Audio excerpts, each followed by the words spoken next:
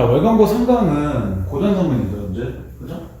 사실 이게 어릴 때 뭐 읽었을 거라고 판단되는 것도 있고 아닌 것도 있고 한데 문제는 어릴 때 읽을 때하고 지금 좀 달라요, 근데. 그리고 이 홍길동전 같은 경우는 기본적인 테마를 안다고 해도 우리가 앞에 홍길동에 나타난 곡선어미 얘기는 어릴 때 거의 읽을 일이 없어요. 그죠? 그래서 여기 장면은 지금 이름이 홍길동이라고 나오지만 실제로 홍길동은 단 한 번도 등장하지 않아요. 그죠? 이 한 장 안에. 그러니까 모든 장면에 뭐 뒤에 춘향전이나 뭐 이런 것도 마찬가지지만 뭐 춘향전, 신천전 이런 것들이 모든 장면들의 주인공이 다 나올 수 있는 건 아닙니다. 기본적으로. 자, 이번은 그냥 보기만 보고 먼저 문제 풀게요. 자, 보기를 한번 봐보세요. 자, 적절하지 않은 거야, 이거. 자, 미천한 부부가 아이가 없어 근심하고 있었는데 어느 날 꿈에 신령이 나타나 아이가 태어날 거 예언했다. 그럼 여기서 신비한 존재 등장했죠, 태몽에. 얘는 정답 아니에요. 일단 이 보기만 가고 맞출게요. 10달 만에 아이를 낳았다. 그런데 태어난 지 3일 된 아기가 실엉이에 올라가 겨드랑이에 날개까지 달려 있었다. 부모는 아이가 장수될 제목이라는 것을 깨달았다. 이게 뭐예요? 2번이죠. 아, 얘는 커서 훌륭한 사람이 되겠구나, 장수가 되겠구나 라고 해서 가족들에게 비만을 인정받았어요. 자, 그런데 옛날에는 평민집의 장수가 태어나면 영모를 깨할 가능성을 없애기 위해서 삼족을 멸했다. 그러면 평민집의 장수 태어나면 영모를 깨할 수 있는 가능성이 생긴다는 얘기잖아. 그러면 3번처럼 지배 질서를 위협할 존재로 인식되겠죠. 왕에게, 그죠? 자, 이제 그 다음 마지막. 그래서 왕이 아이를 죽이기 위해서 군사를 보냈다는 소문을 들은 부부는 아이를 아무도 모르는 곳에 숨기려 했다. 그러면 가족이 세상부터 격리시키려 했죠. 도망갔으니까. 5번도 하게 되는데 4번이 안 나오죠. 보기 보면 4번 자체가 안 나와요. 그러니까 이게 앞에 하고 얘하고 공통점 보는데 짧은 거 먼저 보는 게 낫죠. 앞에 또 내용 먼저 기억 안 날 거니까. 그러니까 이렇게 보기 비교할 때는 보기 통해서 먼저 얘가 인정을 확인하는 게 시간상에서 좀 더 유리하다는 거예요. 아기장수서가 되게 안타깝네요. 그죠? 이런 왕하고 대립할 수밖에 없잖아요. 너가 아기장수는 죽어요. 나빴어. 뭐 이런 얘기죠. 자, 그 다음에 3번 보여보세요. 자, 가문이란 또는 가족 또는 가까운 일가를 이루어진 공동체나 그 사회적 지위를 말하는데 조선시대의 가문은 사회 질서의 중요한 축으로 가문이 개인보다 중시되는 경향이 있었다. 그러면 가문이 이런 개인보다 중시되었다고 하면 가문이 더 중요했다는 거죠. 언제? 조선시대에. 홍길동전도 그러면 이런 얘기겠네. 홍길동보다는 홍길동 가문이 더 중요하다는 얘기잖아. 그죠? 자, 이제 앞으로 넘어가 보세요. 홍길동전은 뭐 이거 이제 이 정도는 미리 얘기하고 넘어갈게요. 내용에도 이제 나오긴 할 건데 한번 얘기해 보면 홍길동의 탄생을 보면 홍길동의 먼저 아버지가 있어요. 이런 식으로. 그죠? 아버지가 있을 건데 이 사람에게 일단 부인이 한 명 있어요. 이 부인에게서는 첫째 아들이 나와요. 이 첫째 아들을 이 지문에도 나오지만 다른 말로 장자라고 나오죠. 보통은. 장자는 첫 번째, 어린 장자 쓰니까. 그 다음 이 사람에게는 첩이 있어요. 첩이 한 명은 아닙니다. 첩이 보면 두 명도 나오는데 이 첩에게 나오는 게 이제 홍길동이에요. 여기는 부인이고 여기는 첩이라는 얘기는 이 사람은 뭐 한다는 거야? 둘의 신분이 다르다는 거죠. 이 사람은 부인의 신분이 되겠지만 이 사람은 부인의 신분을 인정받지 못한다는 거잖아요. 그러면 첫 자식을 뭐라 그래? 다른 말로? 조선시대 때? 여기는 안 나와요, 지문에는. 두 글자로. 첩자. 예? 첩자는 스파이 같은 느낌이에요. 그죠? 서자라고 얘기하죠. 보통은 서자라고 얘기하거나 아니면 서얼이라고 얘기하거나 그렇게 나와요, 보통. 이 첩은 통상적으로 신분이 노비 신분일 가능성이 높죠. 이러니까 이렇게 되는 거고. 물론 첩이 또 있어요. 이렇게 나올 수 있다는 것 자체가 이 사회가 뭐야? 일부 가처제를 갖고 있는 제도가 되는 거죠. 이런 거고, 서자는 통상적으로 보시면 마찬가지로 어머니의 신분을 따라온다. 그 당시 아이들은. 그러면 엄마 신분이 노비라면 홍길동도 결국 신분은 노비밖에 되지 않는 거죠. 그러니까 춘향전에도 기본적으로 뭐야? 엄마가 기생이니까 애도 기생충을 따라가는 거예요. 그래서 홍길동은 자기 이 첩되는 홍길동이 첩되는 분에게는 자기 엄마를 얘기할 수 있겠지만 이분한테는 엄마라고 얘기 못해요. 이게 뭐 만약 지금까지 가능하면 큰 엄마가 맞는데 엄마란 말 자체가 불가능해. 왜? 신분이 다르니까.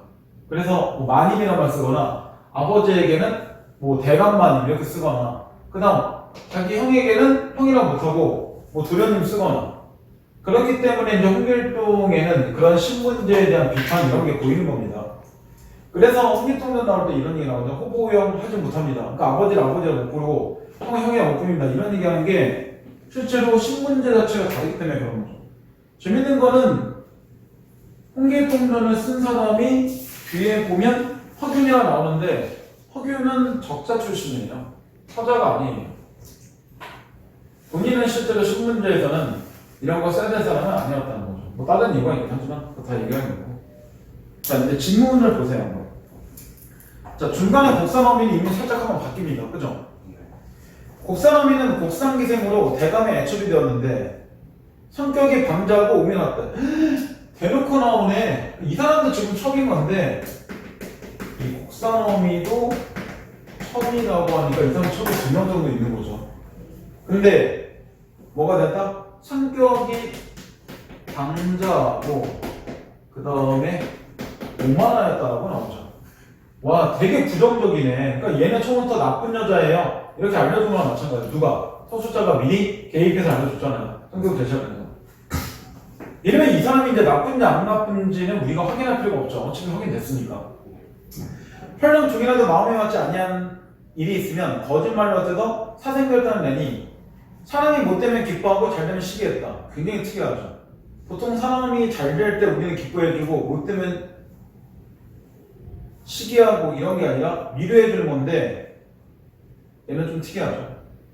대감이 용금을 꾸고 길동을 얻은 사실을 사람마다 칭찬하고 대감 또한 길동을 사랑하시니 이후 대감의 총애를 빼앗길까 걱정했다. 그러니까 결국은 길동이 이 길동의 아버지가 와 아들 태어났는데 얘가 좀 비범해 보여 이러니까 얘가 뭐한 거야? 죽여버릴까? 재수없게 감히 사랑을 독차지해? 이런 거잖아. 질투하고 있는 거잖아. 그러니까 얘는 방자하고 오만하고 모두 강해. 얘는 질투심도 강해. 이거 딱 봐도 안 좋은 뭐 성격 다 타고났네. 그러니까 어차피 안 좋고 네가 몰빵해서 안 좋아라. 약간 뭐 이런 느낌. 자 그다음 또한 대감이 이따금 농담삼아 너도 길동 같은 자식을 낳아 나의 노년님을 도우라 라고 하거늘 몹시 무한한 중에 길동의 이름이 날로 자자해지자 유명해지자 더욱 시기합니다. 그러니까 시기질투가 상당히 많은 거죠. 춘향이 길동의 모자를 바뀌었어요. 이름이 그지? 곡선어미라고 했다가 춘향이라 나오잖아. 그죠? 같은 사람이야. 곡선어미가 또 춘향이에요. 길동의 모자를 눈에 같이 미워하다가 해출한 마음이 급하여 흉계, 나쁜 계책을 짜게 되었는데 재물에 좋고 유사스러운 무녀 등을 불러 모아 매일같이 오가며 모의했다. 무슨 모의한 거야? 홍길동을 없앨 수 있는 그런 모의를 한 거겠죠. 한무자가 말하였다. 등단밖에 감상 보는 게 좀 있는데 사람의 삶을 한 번 보면 평생의 기륭화복을 판단합니다.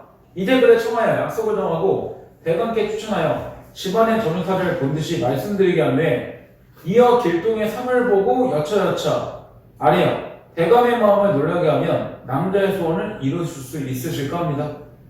춘향이 크게 기뻐하며 즉시 관상녀를 불러들여 재물을 안기며 대감댁의 일을 낱낱이 가르치고 길동을 제거하기로 약속을 정하네 날을 기약하고 돌려보냈다. 그럼 기본적으로 이 곡선어미는 딱 봐도 뭐야? 이런 길동을 없애려는 흉계를 꾸미고 있는 거잖아. 당연히 그럼 홍길동과 곡선어미에서 대립할 수밖에 없는 거지. 그래 나 죽여도 돼. 뭐 이런 사람은 없을 거니까요. 그죠?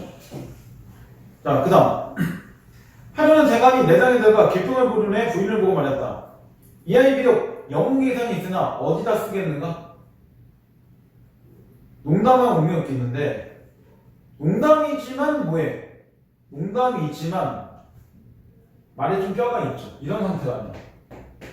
서자니까 결국은 제한이 생기잖아. 서자는 지금으로 치면 7급 공무원 이상을 할 수가 없어요. 기본적으로. 그러니까 벼슬 제한이 있고 막 이러니까 사실 영웅의 기장이 있으면 뭐 할 거야? 7급 공무원이 뭐라 쓰는데 나라를 바꿀 수는 없잖아요. 그런 거 같고 7급 공무원 무시하는 게 아닙니다. 그렇게 생각하면 안 돼요. 그러니까 직급이 낮으면 나라를 위해서 일할 수 있는 거 많이 떨어질 거예요. 이순신도 만약에 상군 통제사가 아니라 그냥 병사 1이야. 그럼 뭘 얼마나 많이 할 수 있겠어. 그죠? 자, 그 다음. 농담을 웃고 있는데 문득 한 여자가 밖에 들어오더니 대충 안에서 인사를 올렸다. 대감이 이상히 여겨 그 까닭을 물으니 그 여자가 엎드려 말했다. 소녀는 동네밖에 사는데 어려서 한국인을 만나 사람의 관상 보는 법을 배웠습니다. 이후로 도성 안에 수많은 집들을 돌아다니다가 관상을 보다가 대감댁에 만복이 있다는 소리 듣고서 천안제주를 시험해보고자 왔습니다. 대감이 어찌 요사스러운 무녀와 문답을 주고받겠는가마는, 그러니까 평상시에는 대감은 이런 여자와 말을 주고받지 않는다는 거야. 근데 길동을 희롱하던 끝이라 웃으며 말했다. 내 어쨌든 가까이 올라와 내 평생에 정확하게 한번 이야기해보라. 관상녀가 몸을 굽히고 대충에 올라 먼저 대감의 상을 살핀 후에 이미 지난 일을 역력히 아뢰고 앞일로 보는 듯이 이야기하니 털끝만 튼고 대감의 마음에 어긋나는 게 없었다. 뭐 그 정도 시기는 있는 거니까. 크게 칭찬하고 이어 집안딸의 상을 의논하는데 낱낱이 본 듯이 말하여 한마디 허무한 말이 없었다. 그러면 뭐하겠어? 점점 홍길동의 아버지가 신뢰를 더 가지기 딱 좋지, 상황이. 대감의 부인과 자중의 사는데 크게 혹하여 신뢰는 제주를 일컬었다. 끝으로 길동의 상을 의논하는데 크게 칭찬 많았다. 하지만 길동은 분명히 안 좋게 얘기하겠지. 앞에서 이미 뭐 했으니까? 약준. 풍계가 끝났잖아, 야. 그래? 소녀가 여러 번을 돌아다니며 수많은 사람 모았지만 응자의 상 같은 경우는 처음입니다. 잘 모르긴 해도 부인께서 몸소나는 자식이 아닌 듯합니다. 여기 나오잖아. 결국은 이 자기 부인이 아니라 처해놨습니다. 여기서 이런 식으로 적어주는 거야. 대감이 숙이지 못했다. 그래, 내 말이 맞다. 사람마다 기준과 영목의 때가 있는데 이 아이는 상을 각별히 논해보라. 관상녀와 길동은 그 익히 보다가 거짓으로 놀라놓지 않는다. 정확하게 전자시점인 거 다 보이지. 대감이 이상히 여겨 까닭을 물어도 입을 다물고 말이 없었다. 대감이 말한다. 기름을 털끌만치도 숨기지 말고 보이는 대로 말하여 나의 의혹을 얻게 하라. 관상녀가 대답했다. 이 말씀을 바로 드리면 대감께서 놀라실까 걱정입니다. 대감이 말했다. 옛날 각분양 같은 사람도 기란 때가 있고 흉한 때가 있었으니 무슨 여러 말이 필요한가. 관상법에 보이는 대로 숨기지 말고 말하라니까 이러고 있지. 왜냐면 위에서 볼 때 다 진실을 얘기했고 이러니까 이제 궁금한 거지. 관상녀가 말이 못하여 길동을 내보낸 후에 조용히 말했다. 공자에게 장차 일어날 일은 여러 말씀 그만두고 성공하면 군왕될 것이요 실패하면 감히 헤아리지 못할 재앙이 있을 것입니다. 대감이 크게 놀라서 아무 말도 못하고 있다가 이윽고 진정된 후에 관상녀에게 호하게 상을 내려주고 말했다. 이 같은 말을 삼가 입 밖으로 내지 말라. 어미 분부하고 말했다. 길동이 듣도록 바깥 출입을 못하게 하리라. 왜? 혹시나 실패해서 재앙이 내릴까봐. 그게 두려운 거지. 관상녀가 대답했다. 왕후당상의 씨가 따로 있겠습니까? 하지만 이런 얘기가 누군가에게 들어가면 절대 가문에 해가 되죠. 그죠? 대감이 눈을 감고하니 관상녀가 손을 모으고 명령을 따를 것을 약속하고 나갔다. 대감이 이 말을 들은 후에 마음이 크게 근심하여 한 가지 생각에만 불문했다. 이놈이 본래 평범한 놈이 아니니.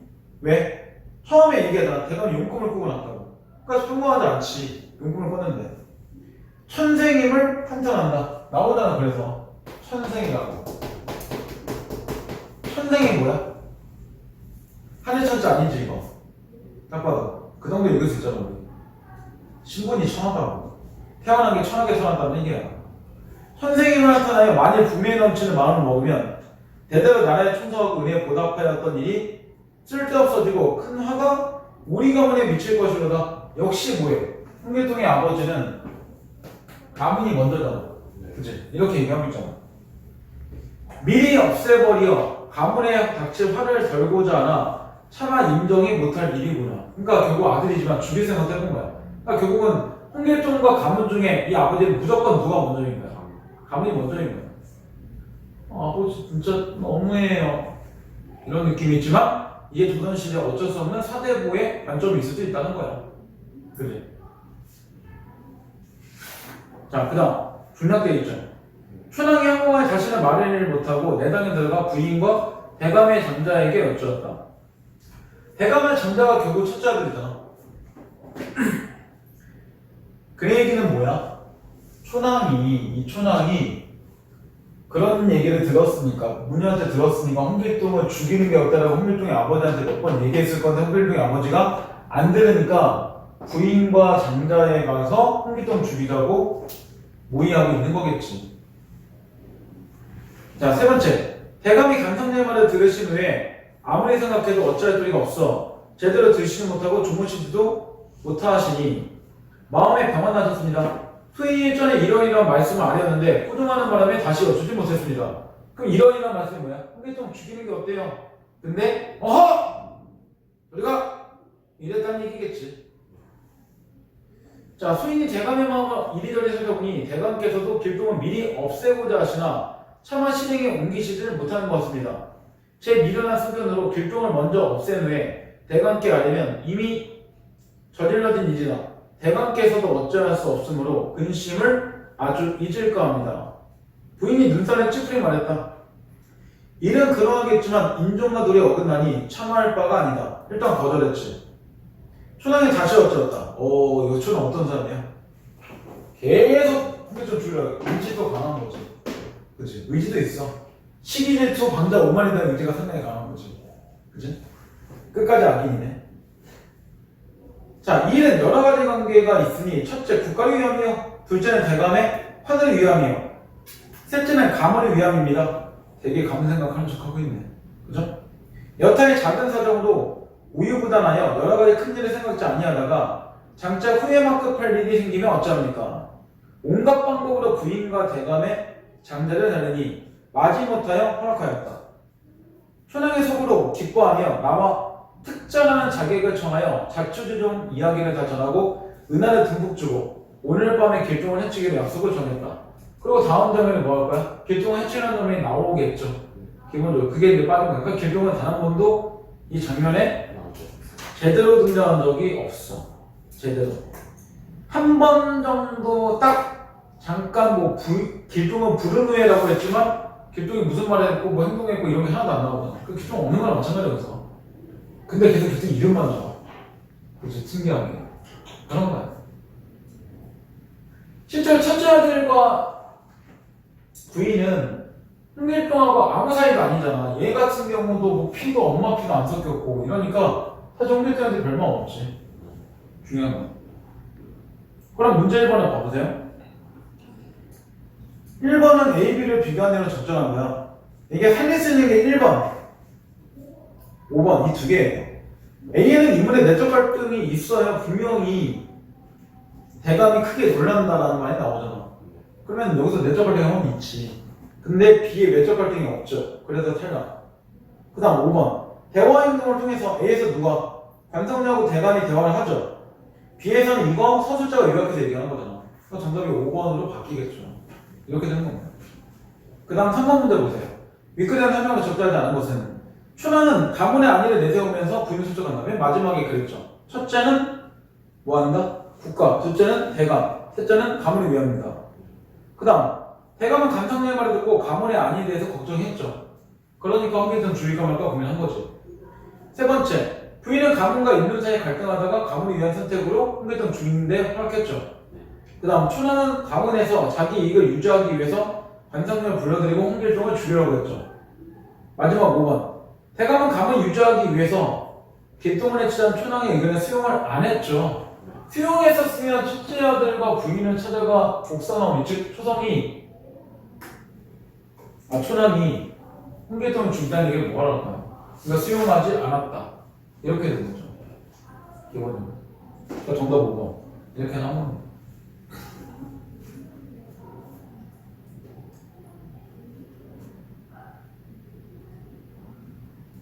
그럼 춘왕은 왜 얘는 안 건데요? 왜 얘는 안 건데요? 얘는 양반이니까 몸건이 된 거지. 그치? 얘는 서자니까 만만한 거고. 왜냐면 얘도 첩이다. 똑같은 친구니까 얘가 만만한 거지. 그런 거야. 하지만 홍길동은 죽지 않아. 춘왕은 여기만 잠깐 나오고 말 이렇게 나오고 이제 나올 일이 없지. 얘는 이제 여기서 뭐 할 거니까? 특정한 자객을 처치하고 이제 집을 떠날 거니까. 자, 열녀춘향 수절가가 나오는데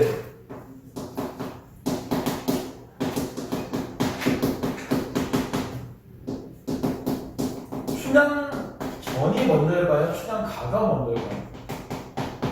춘향 전이나 맞아서 뭐가 먼저일까? 얘가 먼저예요. 소설의 방합이. 왜냐면 이런 춘향전 같은 경우가 이렇게 되잖아요. 판소리계 소설이라고 얘기하죠. 그 얘기는 판소리를 바탕으로 한 소설이라는 뜻이잖아. 그러니까 당연히 가가 먼저고 판소리가 먼저고 그 다음 그게 유행하고 인기 끌면서 소설이 나오는 겁니다. 되겠죠? 그러니까 춘향전 같은 내용을 볼 때 조금씩 운율이 형성하는 부분들이 존재해요. 왜 노래에서 파생된 거니까. 춘향전 이번 시험범위 들어가죠. 라고 얘기한 것 같은데 아직 배울 게 남았죠.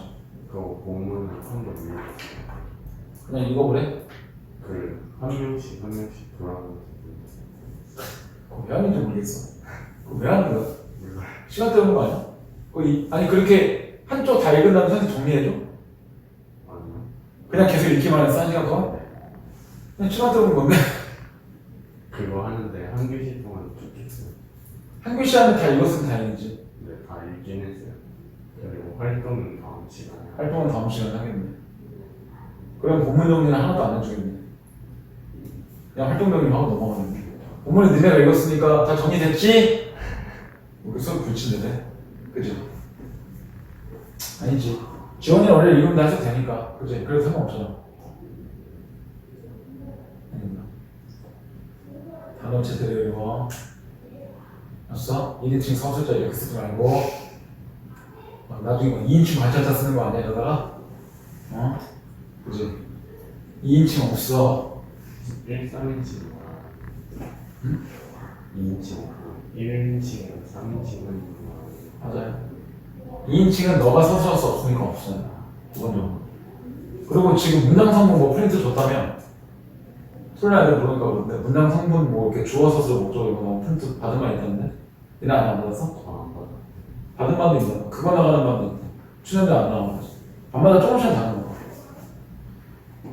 문장 성분 또 안 편하겠지. 주어 서술 목적어 부어 나오고 있는 저번처럼 설마 또 4시간짜리 QR코드 강의해놓고 만약 이번에 그러면 강제로 니네 학원에 불러갖고 다 보게 시켜버릴 거야. 이것도 다 보라고 했더니 보지도 않고 직전 대비 때 그거 한 8시간 걸리나니 너 다 보게 할 거야. 근데 보니까 보지도 않고 시험 다 물어가지고 시험 끝나고 봤어? 왜? 시간이 왜 없? 아니 그 시험 보는데 시간이 없다니 말이 되냐 그게? 아 그냥 누워서라도 봐야 될 거 아니야 세상 그치? 그런 느낌 직전 대비 때 강제로 다 그냥 시청시키면 됐어. 자 여기는 아직 얘가 열려하고 수전하는 모습이 안 나올 거예요. 왜냐면 지금 여기 장면은 이제 이몽룡과 딱 거기죠. 이몽룡과 춘향의 첫 만난 얘기밖에 안 나와요. 근데 만남밖에 없으면 아직 사귀는 관계가 아니잖아. 사귀는 관계도 아닌데 뭘 열려가 되고 뭘 수전될 거야. 그러니까 이런 장면 아직 안 나와. 여기는. 그러니까 이게 전치를 하는 것과 부부는 좀 다른 얘기입니다. 처음 해보세요. 방자. 부모도 그 춘향불로 건너갈 때 맵시 있는 방면에서 성모가 유지원에 편지 전하던 파란새 같이 이리저리 건너간다. 여보라 춘향아, 방자가 춘향에다 반말 썼어. 그런 신문이 갔다는 얘기잖아. 그치? 부른 소리에 춘향이 깜짝 놀라. 뭔 소리를 그따위 소리로 사람의 정치를 노래느냐. 이해야 말마라. 이래 났다. 이래라니? 사또자재 도련님이 강한루에 오셨다가 너 오는 모양 보고 불러오라고 명령을 내렸다. 춘향이 화내낸다. 이런 미친 자식. 춘향이 입이 좀 거치네요. 그죠? 도련님이 어찌 나를 알아서 부른단 말이냐? 이 자식 내가 내 말을 종달새가 심식감 먹듯 빨리 했나 보다. 아니다. 내가 내 말을 할 도리도 없지만 할 필요도 없지만 내가 그랬지 네가 잘못했지 내가 잘못했냐? 네가 잘못된 내려고 들어봐. 개지바이행실에 그네 타려면 매직 후원 담당 안에 줄을 매고 타는 게 도리의 당연함이라. 강한루가 멀지 않고 또한 지금 녹음과 향기로운 풀이 꽃보다 좋은 봄이라.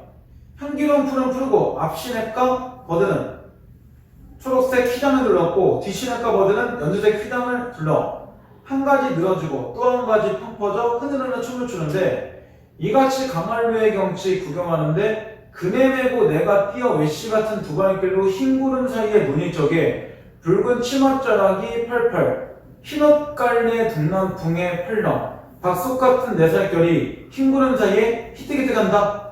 도련님이 이를 보시고 너를 부르시니 내가 무슨 말 한단 말인가? 잔말 말고 건너가자. 쉽게 가면 뭐 한다는 거야? 번들아 얘기할 때. 야 네가 밖에 나와서 그네 타갖고 그런 거 아니야. 왜 나를 탓해? 가자. 이렇게 얘기한 거야. 춘향이 이렇게 얘기하죠. 네 말이 당연하나 오늘 단오는 날이라고 비단 나만 나왔냐? 다른 집 여자들도 여기 와서 그네를 다 탔을 뿐 아니라 서로 내 말을 했을지라도 내가 지금 기생이 아니니 예사천을 함부로 불 리도 없고 부른데도 내가 갈 리가 없다. 당초에 네가 말을 잘못 들은 거다. 춘향이 일단 뭐 했어? 첫째 거절했죠. 이런 거야. 그러니까 여기까지만 정리해보면 이몽룡이잖아. 어차피 이몽룡이 이도령이잖아요. 그죠? 이도령이 될 거고 이렇게 뭐 하는 거야? 춘향을 가지고 볼 때 이 사이에 이렇게 된 거죠. 방자를 시켜 춘향을 데려오게 한 거잖아. 이런 거잖아요. 그죠? 그럼 방자의 신분은 뭐야? 머슴이지. 이도령의 머슴이죠. 춘향과 방자가 말을 서로 놓고 있다는 건 이 둘이 뭐 한 거야? 신분이 같다는 거잖아. 어차피 춘향의 어머니가 기생이야. 그럼 얘가 기생이 아니라 그래도 어차피 신분은 기생이야. 기생 신분은 높지 않아요. 그러니까 둘의 신분은 사실상 같고 그러니까 말을 놓는 거지. 신분이 다르면 말을 못 놓죠. 아까 그래서 봐봐. 얘 말 못 낳잖아. 그죠? 그런 이유가 있어요. 자, 그 다음. 자, 이 다음. 방자 별 수 없이 광안로 들어와 도련님께 여쭈오니 도련님 그만두고 기특한 사람이구나. 말인지 옳구나. 다시가 말하는데 이리 전화해라. 그럼 뭐 한 거야? 불쾌하지 않았지. 그래. 일리 있어. 인정? 대신 방자야. 한 번만 더 왔다 와. 말 좀 전해봐. 이런 거지. 방자가 전발을 가지고 춘향에게 건너가니 그 사이에 제 집으로 들어갔다. 저희 집을 찾아가니 모녀간에 마주 앉아 점심 먹는구나. 방자 들어가니 너 왜 또 오니? 방자 여기 올 줄 몰랐다는 얘기지. 황송하구나. 도련님이 다시 정갈하시더라. 내가 너를 기생으로 한 것이 아니다. 들으니 내가 그를 잘한다기로 청하더라. 여염 찾아 불러본 것이 민망한 일이지만 꺼리지 말고 잠깐 와 다녀가라 하시더라. 조금 뭐 했어? 말을 좀 좋게 바꿨지. 춘향이 너그러운 마음에 영분대로 그러는가 갑자기 갈 마음이 난다. 모친의 뜻을 몰라 한동안 말을 않고 앉아있더니 춘향 마음이 싹 나앉아 정신없이 말을 하네. 꿈이라고 하는 것이 모두 허사는 아니로구나. 밤밤에 꿈을 꾸니 난데없이 연못에 잠긴 청룡 하나 보이기에 좋은 일이 있을까 하였는데 우연한 일이 아니로구나. 또한 들으니 샷도자재 도련님 이름이 몽룡이라 하니 꿈몽자 용룡자 꿈에 용이 나왔구나. 그래 이 사람 이름의 해석을 상당히 뭐하고 있는 거야? 일부러 좋게 하고 있는 거잖아.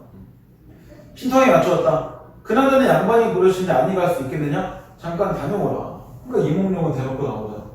양반. 결국은 신분 차이가 있으니까 어쨌든 가보자 해라. 이런 거잖아.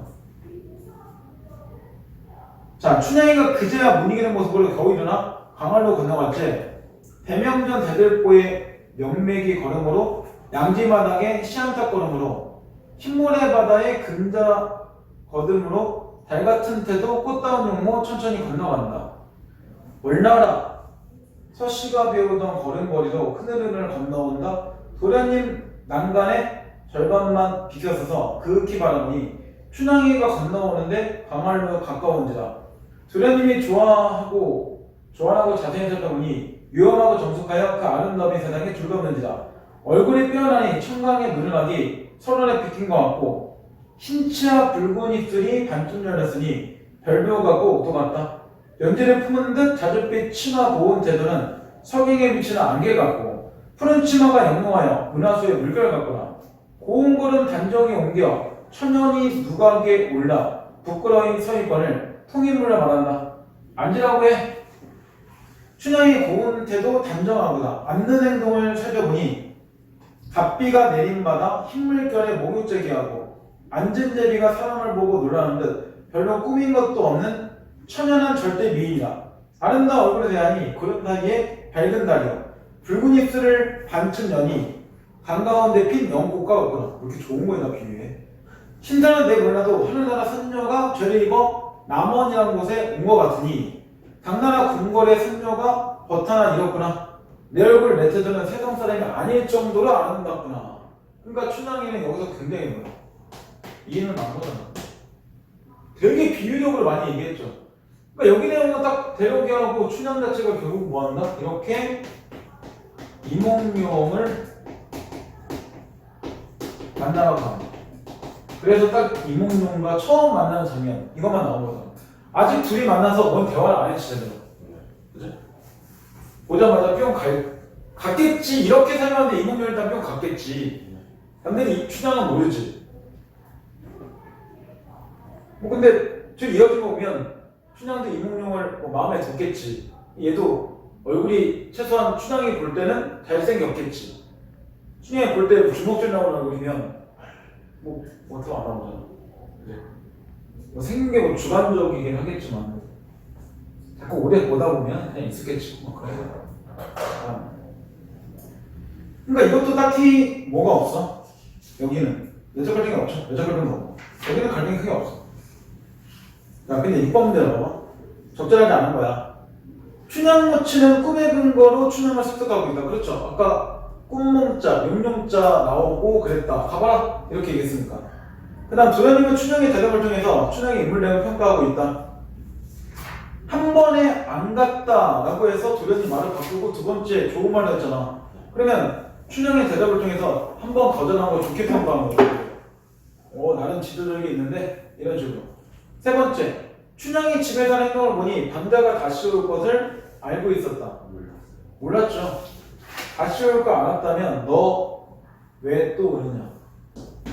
너 왜 또 오느냐? 이 말은 다른 말로 뭐야? 다시 올 줄 몰랐다. 웬일이냐? 이 말이잖아 결국은. 그러니까 정답 3번 나오죠. 자, 그 다음에 5번으로 넘어가세요. 5번에 적절하지 않은 건데 기억에는 미친 자식 이랬으니까 정확하게 비속어 사용했죠. 아주 찰지게. 그 다음 니은의 음성상징어 88, 팔랑팔랑 나왔죠. 그 다음 디귿에 구체적으로 감추는 말. 그래서 이리이리 하여라. 그 이리이리가 뭔지 알 수가 없잖아 우리가 정확하게. 그러니까 말에 숨긴 게 있지. 그 다음 리을의 비유. 이 걸음이 대명정 대들보 명맥이 걸음이고 이 걸음이 양재마당의 시안떡 걸음이고 이 걸음이 흰모래 바다의 금자나 걸음이다. 무려 3번에 거쳐서 비유를 썼죠. 아예 전체가 다 비유야. 그럼 마지막 5번. 이음은 와 진짜 세상 인물 아닐 정도 예쁘네 이건 보니까 상대에 대한 심리 변화가 없지. 처음부터 반해서 데리고 온 거잖아. 보니까 얘가 되게 괜찮아 보여 우리. 그걸 데리고 오라고 온 거지. 막상 보니까 더 예뻐. 가까이 보니까. 그럼 변화된 게 없지. 처음이나 지금이나 여전히 계속 곁에 두고 싶은 거니까. 막상 불렀는데 내가 생각한 얼굴이 아니야. 가. 이러면 변화됐겠지만 그러지 않잖아. 그럼 여기서 이야기 끝나죠. 가? 그럼 재수없어. 이러고 끝날 거야. 자, 그 다음 6번. A에서 부각되는 춘향의 가치관 적절한 거. 자, 반대하는 말이 추천인지 근해인지 은근한 곳에 할 것이지 강원로 가까운 요런 똑바라진 산등성 마루에 메고 뛰라더냐? 사또자재 도련님이 산천경계 구경하고자 강할 위에 올랐다가 숲풀 사이에 추천하는 내 행동을 살펴보고 성화같이 불러오라 분보지어만이 아니 가지는 못할 것이라. 춘향이 할 수 없어 삼단 같은 호순머리 재색으로 집어꽂고 나뉘며 봉을 새긴 비단치마를 손으로 잡아내어 잡아 거쳐서 맵시 있게 비켜섰다. 여기까지만 보면 돼. 그럼 앞에 A하고 이 복의 결정 차이는 딱 하나밖에 없지. A에서는 뭐가 있었어 한번? 거절이 있었잖아. 그치? 근데 이 보기에는 거절이 없이 바로 따라갔잖아. 그럼 뭐가 좀 더 자기를 먼저 생각하는 거야? 여기에서 뭐가 생겼어? 주체성 자체가 안 되잖아. 그러니까 정답이 1번 이거밖에 없죠. 좀 더 주인된 태도잖아. 야 남을 한 번에 따라가면 자기의 줏대가 있어 없어? 없잖아. 근데 한 번 정도 고민하고 따라가는 건 그래도 줏대가 있는 거잖아. 그러니까 줏대 있다 없다 이렇게 해서 정답 1번 나온 거예요. 이거는 지금 현대어 풀이를 상당히 많이 했기 때문에 덕분에 그렇게 어렵지 않아요. 보면. 그죠? 아니면 오인풀이 많이 붙여주고. 자, 그 다음에 9번의 보기를 한번 보세요. 보면 보기 보면 이런 말 나오죠. 우화소설은 인격화된 동물의 동식물을 설정해서 우회적으로 표현하면서 당시 사회 제도나 사상을 비판하고 풍자하고 교훈을 주기도 한다. 또한 서민들의 고통스러운 삶을 현실 문제로 제기하거나 새로운 가치와 윤리의식을 제시하기도 합니다. 그러면 이런 우화소설에는 반드시 뭐가 나오는 거야? 인격화된 동식물. 인격화된 이런 동식물 자체가 주인공이에요 라고 말한다. 인격화가 되어 있다는 건 반드시 뭐라는 얘기야? 인간 자체가 일어나는 거예요. 이렇게 해서 보여주는 게 뭔가 우회적이다. 우회적인 건데 돌려서 얘기하는 거야. 그러니까 누군지 숨겼잖아 지금. 그러니까 간접적이고 우회적인 말이지. 우회적과 시험에서 얘기한 우의적이라는 말은 같은 말이야. 그리고 이런 걸 통해서 뭐한다? 사회제도나 사상을 비판하거나 풍자한다. 이런 사회의 제도에 대해서 비판한다. 근데 비판을 직접적으로 하면 만약 그 사람 어떻게 할까? 충분히 높은 사람 비판하면 까일 거 아니야. 말 그대로 보면 해가 있을 거 아니야. 그러니까 일부러 자기를 숨기는 거겠지. 이런 걸 보여주거나 또는 교훈을 주기도 한다. 그럼 그 속에서는 비판과 교훈이 다를 거나 둘 중에 하나만 있을 수 있겠지. 문제는 네가 찾아라 이런 건데 최소한 이게 우화라고는 알려준 거야. 결국은.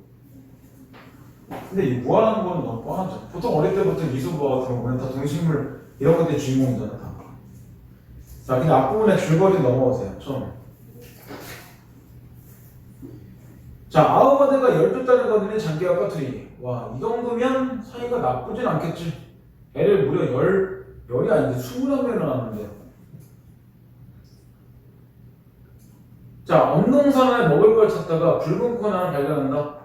굶주린 장기가 크게 기뻐하며 먹으려 하자 까투리는 지난밤 불길한 꿈이야기를 들려주며 콩을 먹지 말라고 만류한다. 그러면 보기까지만 본다면 장기는 콩을 먹으려고 하는 거고 까투리는 말리고 있는 건데 여기서 근데 장기는 뭐고 까투리는 뭐야? 40들 이름. 어? 장기는 여기서 이렇게 콩을 먹으려고 먹으려는 거고 그 다음에 이 까투리는 장기를 말리는 인간입니다. 둘이 무슨 관계지? 부부 관계지. 그죠? 일단 관계는 부부야. 누가 남자고 누가 여자야? 장기가 남자. 장기가 남자고 까투리가 여자예요. 얘네는 다 뭐냐면 이거 새야 새. 장기가 이제 수공을 얘기하는 거고 까투리가 안검을 얘기하는 거예요. 뻥이. 뻥이에요 뻥. 뻥고기 같은 거 안 먹어봤어요? 아 살면서 그런 것도 안 먹어봐. 라고 말하기가 애매한 게 저도 안 먹어봤어요. 먹을 수 있는 거예요? 모르겠어. 동물에서밖에 못 봐갖고 몽골 같은 데만 먹을 수 있을 것 같은데? 이건 몽골이 아니라서. 그죠? 그다 동물에 있는 거 꺼내서 먹었어. 저는 정글 법칙에서는 뻥은 잡아서 배우는데. 이건 정글의 법칙인데. 아 저는 그거 한번 해보고 싶어요. 지금 소랑이 이렇게 등 켜고 한번 이렇게 푹 그리고 쫙 해요. 소란이 하고 싶지. 알아보고 싶은 마음에는 그런 있지만 실제는 불가능한 거죠. 그러니까 호랑이를 만날 수가 없고요. 만나서 타면 걔가 저를 때리겠죠. 등 아프다고 무거기가 내려와 그러겠죠. 네, 때리는 걸로 끝날까요? 아, 먹을 거 많이 줘야죠. 그래서 그래요? 네. 하늘을 많이 받쳐놔야죠. 그래야지 배부르면 저 안 먹을 거 아니에요. 그죠? 근데 하겠다고 먹일 바에는 본인이 먹는 게 낫잖아요.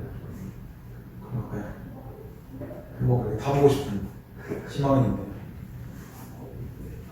옛날에 코끼리 타봤는데 너무 무서웠어요. 타봤어요. 예, 코끼리 이제 뭐 이렇게 해원 나오는 거 타는 게 있으니까. 근데 코끼리는 불쌍하더라고요. 그 앞에 그 운전사가 자꾸 때려. 어떻게 불쌍해요. 뭐 치지 말라고 내가 뭐 돈을 줘야 될 것 같아. 그거 얼마 줬어요? 돈 준다고 그래 치는 것 같기도 하고. 돈을 학대하면서 돈 버는 나쁜. 아마 그분 지옥 가겠죠? 예, 지옥 갈 것 같아요. 이상한 걸 쓰고 있어. 자, 보세요 한번. 장기 고집 끝내고 피지 아니하니 까투리가 할 수 없이 물러났다. 그러나 장기란 놈 얼룩 꽁짓깃을 펼쳐두고 꾸벅꾸벅 고개짓을 하며 조춤조춤 콩을 먹으러 들어가는구나. 반달 같은 혀뿔이 콩을 꽉 찍으니 두곱해 둥그러지며 머리 위에 치는 소리 박사람 중에 저격 시험하다가 버금술에 맞히는 듯 맞으면 뚝딱 푸드득푸드 어쩔 수 없이 치웠구나. 고패가 지금 해석에 나왔죠. 덫이라고. 그럼 대사 걸린 거지. 근데 여기서 장기는 어떤 인간이야? 까치가 말렸는데도 결국 고집 피워서 덫에 걸린 거잖아. 얘는 고집도 강하고 그 다음 뭐 한 거야? 덫일 수도 있는데 성급한 거다. 이런 사람인 거예요. 살짝 봐도 이거 딱 봐도 뭘까 하는 것 같아. 남들 까는 얘기 같은데? 그죠? 자, 이때 까투리 기가 막히고 앞이 아득하여 저런 방향을 당할 줄 몰랐던가? 남자라고 여자 말들어도 집안을 망치고 개짓말을 안 들어도 망신하네. 그러니까 까투리가 딱 봐도 거봐 내 말 안 되니까 이렇게 당하잖아. 이런 거잖아. 이거 꼬시하다. 물론 대놓고 꼬시하다는 아니겠죠. 안타깝겠죠. 남편인데. 그러니까 이렇게 본다면 얘가 덫에 걸린 것 중에 보면 이 이야기에서 얘기한 경우는 딱 봐도 이런 남성 중심 사회에 대해서 비판하는 얘기잖아요. 이런 얘기죠. 이거예요. 보이네. 이런 거. 근데 직접적으로 그걸 말하기가 좀 애매하니까 뭐라 한 거야? 뺀 거죠. 이렇게 좀 무한한 이런 것들. 원래 무한을 쓴다는 것 자체가 이야기를 돌려말하는 건가요?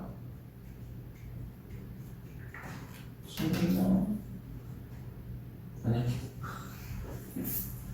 표정이 안 좋은데.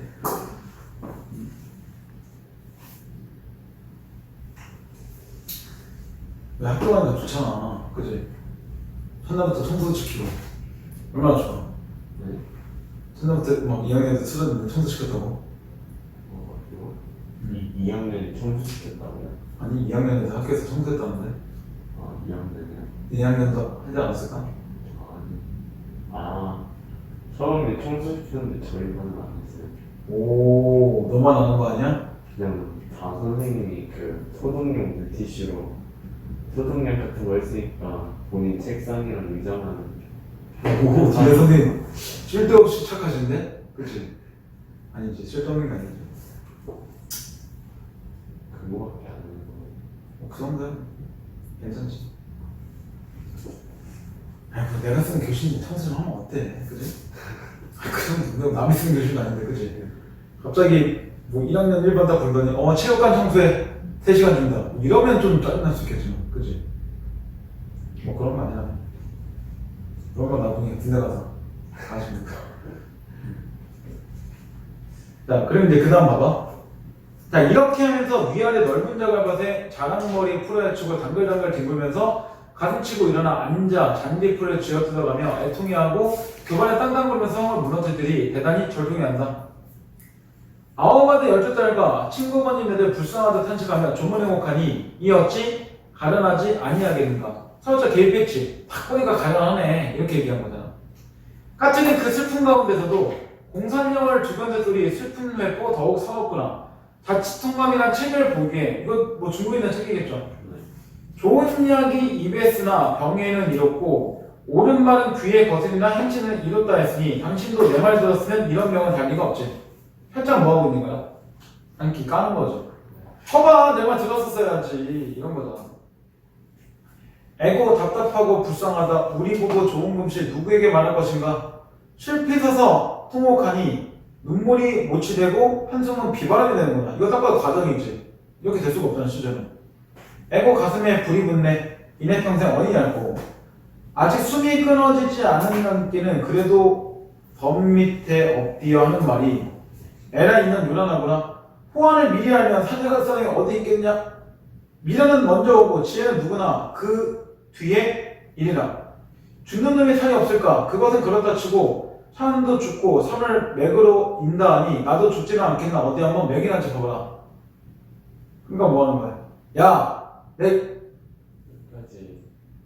살 생각도 있는 거고 아직은 또 하나 미리미리 어떻게 다 알아 덫인지 아닌지를 네가 알아서 한 게 아니라 내가 걸려보니까 네가 버신 거 안 거 아니야. 살짝 모르겠어. 좀 괜히 짜증내고 있잖아 까투리한테. 자, 그 다음 까투리 장기의 말을 듣고 그러려니 여겨 장기의 맥을 한번 짚어보다가 비맥을 끊어지고 간맥은 선을하고 태충은 굳어져 가고 맥맥이 떨어져. 그 얘기 뭐야? 죽어간다는 얘기죠. 딱 봐도 아이고 웬일이야 왼소리구나. 장기란 놈 몸을 한번 푸드덕 떨고 나서 또 하는 말이 맥은 그러나 눈총을 살펴보게 동자 붙여 운전한가? 까투리는 장기에 눈총을 살펴보고 나서는 한숨을 쉬면서 이제는 속절없네. 저 편눈에 동자 붙여 첫 새벽에 떠나가고 이 편눈에 동자 붙여 지금 막 떠나라고 파랑부에 붙임 싸고 공방대에 붙여 물고 길목 벗은 간발 안에 에고에고 내 팔자 이박기도 기박한가. 상부도 자주 하네. 상부가 뭐야? 자기 남편에 대한 상을 많이 지내네. 뭐야 그럼 이 여자 남편이 그 전에 있었다는 거네. 그지? 첫째 난군 얻었다가 보람에 처가고 둘째 난군 얻었다가 사냥개에 물러가고 셋째 난군 얻었다가 살림도 채 못하고 호세에게 맞아 죽고 이번 난군 얻어서는 금실도 조건이와. 그럼 이 남편은 네 번째 남편인 거지. 오, 무려 네 번이나 결혼? 한 번 더 하면 5번이야. 죽었으니까 또 해야 되나? 자, 19아들 12딸을 남겨두고 아들 따옴사도 채 못해서 구복이 원수로 콩 하나 먹으려고 덫에 덜컥 치었으니 속절없이 영 입안하겠구나. 도화산을 가졌는가 산부산을 가졌는가 인해팔자 험악하다. 불쌍하다 우리 남군. 나이 많아 죽었는가? 병이 들어 죽었는가? 망신살을 가졌는가? 고지살을 가졌는가? 어찌하면 살릴 수 있겠는가? 앞뒤에 서 있는다니와 누구와 혼인하며 뱃속에 든 유복자 해상관 누가 알고. 그래 이렇게 아들 딸이 많은데도 지금 뱃속에 애가 또 있다는 얘기잖아. 대박인데? 자, 울림초당 넓은 데에 백년초를 심어두고 백년해로 하였더니 단 3년이 못 지나서 연결동천 이별초가 되었구나. 저렇게 좋은 풍신 언제 다시 만나볼 수 있겠는가? 아쉽다는 얘기지. 명사심리에 해당하여 꽂힌다고 한탄 봐라. 너는 내년 봄이 되면 또다시 필요하겠지만 우리 남은 이번에 가면 다시 오기 어렵구나. 왜? 죽으니까. 죽는다 어떻게 가죠? 미망일세 이는 몸이 미망일세. 한참 동안 통곡하니 장기가 눈을 반쯤 뜬다. 사실 연패에서 장기가 듣고 있을 때는 되게 불쾌하지. 뭐야 이거 나 지금 죽으라는 얘기야 뭐야. 그거밖에 안 되잖아. 자, 자네 너무 서러하게 상부자든 자네 가문에 장가가기 내 실수라. 살짝 장기까지. 아 너무 서러하지 마. 그렇게 자주 재혼하는 너한테가 내가 잘못하는데 뭐 이런 거 똑같잖아. 그건 사실은 까투리 세대 까는 얘기잖아.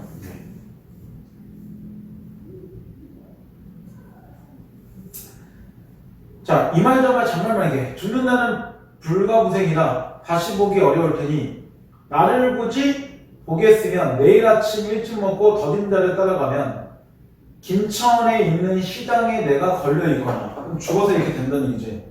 전주당에 걸려있거나 청주당에 걸려있거나 그렇지 않냐면 감령도나 경영도나 수영도의 간청고에 걸렸든지 동물짐에 얹혀있던지 핫도박상에 오르던지 그렇지 않냐면 혼인패배 건치 되겠구나. 죽은 다음에 이런 데 중에 하나 가서 결국 내가 죽겠구나 이런 거잖아. 내 얼굴 못 봐 서하지 말고 자네 몸 수전하여 전멸부인 되어 주게. 불쌍하다 이내진대 불쌍하다 울지마라 내 까투리 울지마라. 잠보가 나다 녹는구나. 자네가 아무리 슬퍼도 죽는다만 불쌍하다. 지금 장기가 까투는데 뭘 요구해? 다시 재혼을 하지 말 것을 요구하고 넌 그냥 정별만 지키다가 혼자 가. 이러고 있는 거잖아. 사실 이게 어떻게 보면 남성 중심이지. 되게. 부인은 진짜 사랑하는 게 아닌 것 같아. 진짜 사랑하면 차라리 뭐 할까? 나 이거 그냥 좋은 사람 만나. 네 행복을 위해서. 근데 이건 그거지. 절대 누구 만나지 마라. 그냥 평생 나만 그려다가 너도 죽어라. 이런 거잖아. 사실 뭐 둘 다 정답은 아닐 수도 있는데.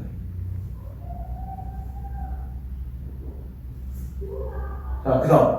그래서 장기는 길을 뻑뻑 쓴다. 아래 코페 누르고 위 코페 당기면서 뻑뻑 길을 쓰나 살길은 전혀 없고 털만 쏘서 더 빠진다. 이렇게 뭐하고 있어 장기는? 죽어가는 거잖아 나오죠. 느낌상 이게 살 수 있을까? 못 써야지 더 세 걸렸는데 이거를 뭐 어떻게 할 거야? 까투리가 혹시나 뭐 아이언 공무원이면 뭐라도 캡틴 아메리카에가 그러면 갑자기 못 빼겠지만 그런 게 아니라면 죽겠죠. 그래서 맨 마지막 장면에 결국 까투리는 장기를 두고 가요. 장기는 그냥 죽어요. 마지막에. 뭐 그건 어쩔 수 없습니다. 자, 그 다음 보세요. 문제. 7번에 좀 적절하지 않은 거야. 기억이 의티어를 사용하고 있나요? 꾸벅꾸벅. 조춤조춤. 나왔죠? 그 다음 니은의 설자 기억 아까 어찌 가련치 아니하겠는가. 나왔죠? 그 다음 디귿의 대상의 인격을 부여하고 있나요? 너라고 했으니까. 장기역 같은 애 샜는데 너라고 했으니까 이거 의인화 돼 있죠? 그 다음 리을에 가정되는 거 맞죠? 내가 이런 데 걸려있을 것 같아 죽으면 아직 죽지 않았으니까 가정이죠. 근데 마지막에 리을에 보면 통사구조란 말은 문장구조를 얘기하는 거야. 그러면 불쌍하다 불쌍하다 이네치세 불쌍하다 울지마라 내 것들이 울지마라 문장구조가 두 개가 비슷하지. 그럼 통사구조의 반복이 있어. 하지만 이거는 그냥 울지 말라고 얘기한 것 뿐이니까 죽음을 받아들이는 건 아니죠. 그러니까 정답 5번. 이렇게 되는 겁니다. 자, 그 다음에 8번으로 넘어가세요. A의 말하기 방식은 하나밖에 없었지. 아까 자칫 통달하는 책에 이르기를 그러면 중국에 있는 책의 내용을 끌어온 거잖아요. 그러니까 정답 5번. 고서의 구절이 인용해줬다. 이거밖에 없죠. 그 다음 9번에 적절하지 않은 거야. 한겨울에 먹이를 찾아 헤매는 장기의 모습, 딱 봐도 싫어하는 고난 이런 거 있는 거잖아. 한겨울에 먹이 찾기 힘들 거니까. 그 다음 이번에 등장인물의 사람 대신 장기와 까투리 설정한 것은 당대상을 우회적으로 비판하기 위함이다. 그렇죠. 그러니까 사람이 아닌 걸로 뺀 거잖아. 세 번째, 콩을 먹기 위해서 고집을 부리다가 덫에 걸린 장기를 보고 타인의 말을 귀담아 들을 줄 알아야 한다는 교훈을 얻었어. 이것도 맞지? 실제로 고집 부리다가 죽었으니까 저런 말리는 것도 잘 들어가야 되는구나 이런 것도 확인했었잖아. 네 번째, 죽어가면서 까투리에게 수전을 요구하는 장기의 말. 이건 맞죠? 근데 이렇게 하는 거 자체, 재혼하지 말 걸 요구하는 게 이게 이런 부부간의 금슬 자체가 좋은 거야? 아니잖아. 그런 건 상관없어. 정답 5번. 4번. 이렇게 된 거야. 이거는 부부간의 사랑과 믿음과 남성간에 있는 거죠. 사랑하면 오히려 수전 요구하지 말아야죠. 진짜 사랑하면. 가짜 사랑이니까. 맨 5번에 남존여비는 뭐야? 남존여비. 남자는 존귀된 거야? 남자는 존경하고 그래서 남자는 존귀하고 존경되고 여자는 비하다. 기분 먹었다. 그렇지. 남자가 위고 여자가 비싸. 이런 거죠. 이게 조선시대의 남성중심 사회와 이거를 거죠. 그거 까는 얘기잖아. 딱 봐도. 자, 그 다음에 10번은 그냥 한자상 문제지. A를 보면 당장 뭐였어? 목숨이 끊어질 것 같잖아. 그러니까 목숨이 끊어진다라고 나오는 게 정답 3번밖에 없어요. 그게 목숨이 끊어진다는 거고 나머지 감탄부터는 자기에게 이익이 되면 행동하고 그렇지 않으면 행동하지 않는다. 이런 얘기야. 내후회와 안과 밖으로 근심이 있다. 뭐 안 좋은 일이 있다. 이런 뜻이고 식자후한 그를 아는 게 오히려 근심이 있다. 마지막 아전인수 이기적이라는 얘기야.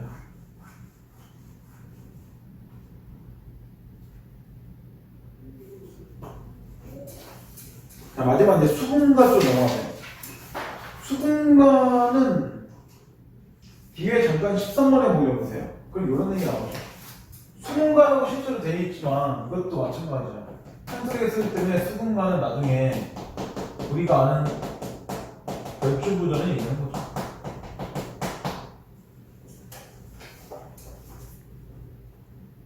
가끔 이거 별주부전을 토끼하고 거북이가 경주하는 걸로 아는 애도 있는데 그건 아닙니다. 그거 우리나라 얘기 아니에요. 그죠? 그거는 용왕이 나오지 않으니까요. 그죠? 그거는 토끼가 너무 오래 잡은 걸로 적당히 갔었으면 이겼을 텐데 그런 게 있습니다. 자, 그럼 이제 보기를 봐보세요. 수분가는 청중의 다양성과 판소리 연예인의 특징으로 인해서 주제가 다층적으로 되는데 다층적이라는 주제가 여러 가지라는 거지. 원래는 충효, 열과 같은 유교 사회의 전통적인 윤리규범, 가문의식, 명망을 얻으려고 하는 가치관 등을 반영하는 편, 지배층의 무능과 횡포, 위선적 명부를 폭로하기도 한다. 이처럼 수분가는 조선 후기 당대의 상충되는 이념적 지향을 대변해 납품이다. 그러니까 지금 주제가 유교적이기도 하고 그 다음에 가문의식을 보여주는 것도 있고 지배층의 무능과 횡포도 있고 위선적 명부를 폭로하기도 있고 근데 이거를 한쪽 안에 어떻게 다 보여줘? 이 중에 일부가 나온다는 얘기겠지. 그죠? 앞에 장면은 아직 토끼가 안 나와. 토끼를 잡으러 가는 전까지 내용만 나와서 실제 토끼는 여기서 나오지 않아요. 자, 처음에 주거니 봐봐. 용왕이 병이 나서 죽을 지경에 이르자 용궁에서 회의가 열린다. 용왕은 토끼의 간이 병을 날 수 있게 했다는 사실을 깨닫고 신하들에게 토끼의 간을 구해오라고 하나 어느 누구도 나서지 않는다. 그럼 여기서 용왕은 뭘 원해? 토끼가. 이 용왕 자체가 병이거든. 그래서 이런 토끼의 간 자체를 원하잖아. 실제로 근데 자기 살자고 남을 죽일 수 있어? 아니요. 그건 좀 그렇잖아. 그러니까 용왕은 딱 봐도 어떤 사람이야? 이게 그쵸? 이기적인 거. 자기 중심적인 거. 이게 말 그대로 뭐야? 이런 권력층의 템포를 정확하게 보여주는 거죠. 권력층은 뭐야? 일단 용왕 자체가 결국 왕이니까.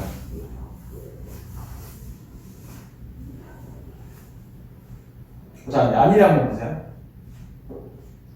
한참이 열적에 반개라는 놈이 열 발을 쩍 벌리고 엉금엉금 기어들으며 신의 고향 세상이라 신의 고향 세상이라 푸른 시냇물에 가만히 몸을 숨기어 천운만망을 바라봐 산중토끼 달 속 토끼 안면이 있사오니 즉 토끼를 본 적이 있사오니 이 얘기잖아.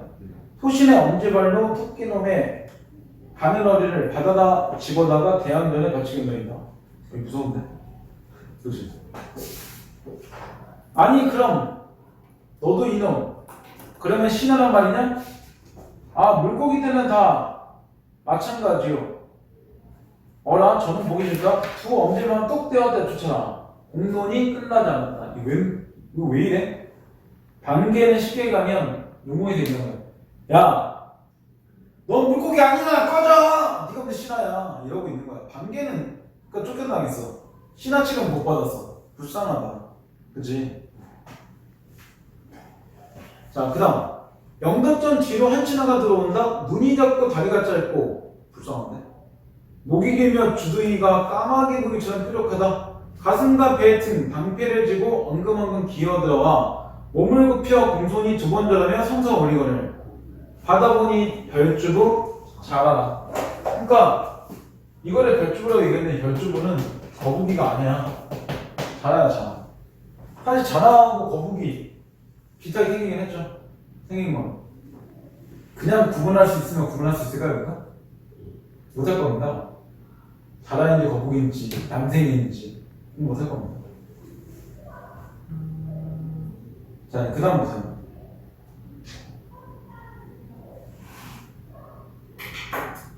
내 충성은 지극하나 세상에 나가며 인간의 진미되어 자나타는 중간이 그 안이 원통하냐? 별주고 여쭈고대 소신은 손발이 내시오라. 무리의 등실 높이 떠 망보기를 잘해서 인간에게 낭패당할 일이 없사오나 바닷속에서 태어난 토끼를 모르니 얼굴 하나만 그려주면 꼭 집어맞추겠나이다. 아, 그럼 그리하여라. 그러니까 결국은 자기가 나갔는데 토끼 얼굴 모르니까 그리 그려주세요. 그리하여. 그러면 이제 별주부가 뭐 한 거야? 가기를 낙찰 받은 거지. 자, 화사자 불러라. 쉽게 하면 그림 그리 쓴 사람 부르라는 얘기지. 화공을 불러들어 토끼 얼굴을 그린다. 유리같이 맑은 수면의 동정호처럼 청홍색의 벼로 수놓은 고운비단 같은 가을 물결 무늬 거북연적 오징어로 먹가라 양도화팔 덤벅 풀어 붉고 푸른 여러 빛깔을 두루뭉치어서 이리저리 그린다. 천하명산 승지강산 경계보던 등 그리고 두견행무 지지울제 제수리됐던 귀 그리어 동네 방장산 운무 중에 내 잘 맞던 코 그리고 난초지추 왠가 틈추 꽂다 있던 입 그리어 대한운동 서은풍이 추위에 막던 탈 그려 만화방창 활인 중에 펄펄 뛰던 발 그려 신농시 300층 이슬타던 꼴이다. 두기는 쫑긋 두는 도리도리 허리 느신 옹진한 묘토 좌우청산 우편 녹수 녹수청산 애구분장송 휘늘어진 양념속 들락날락 오락가락 안구추춤 지난듯이 그림 속에 토끼 얼굴 그려 아미산월의 발면태가 이보다 더할 것이냐? 아예 없다. 별주부야 가져가거라. 이렇게 이제 토끼를 그리는 과정을 보여준 거지. 자, 그 다음 별주부 토끼 화상 받아 목덜미 속에 집어넣고 꽉 움틀어 누워니 물 한 잔 들어갈 게 만무하지.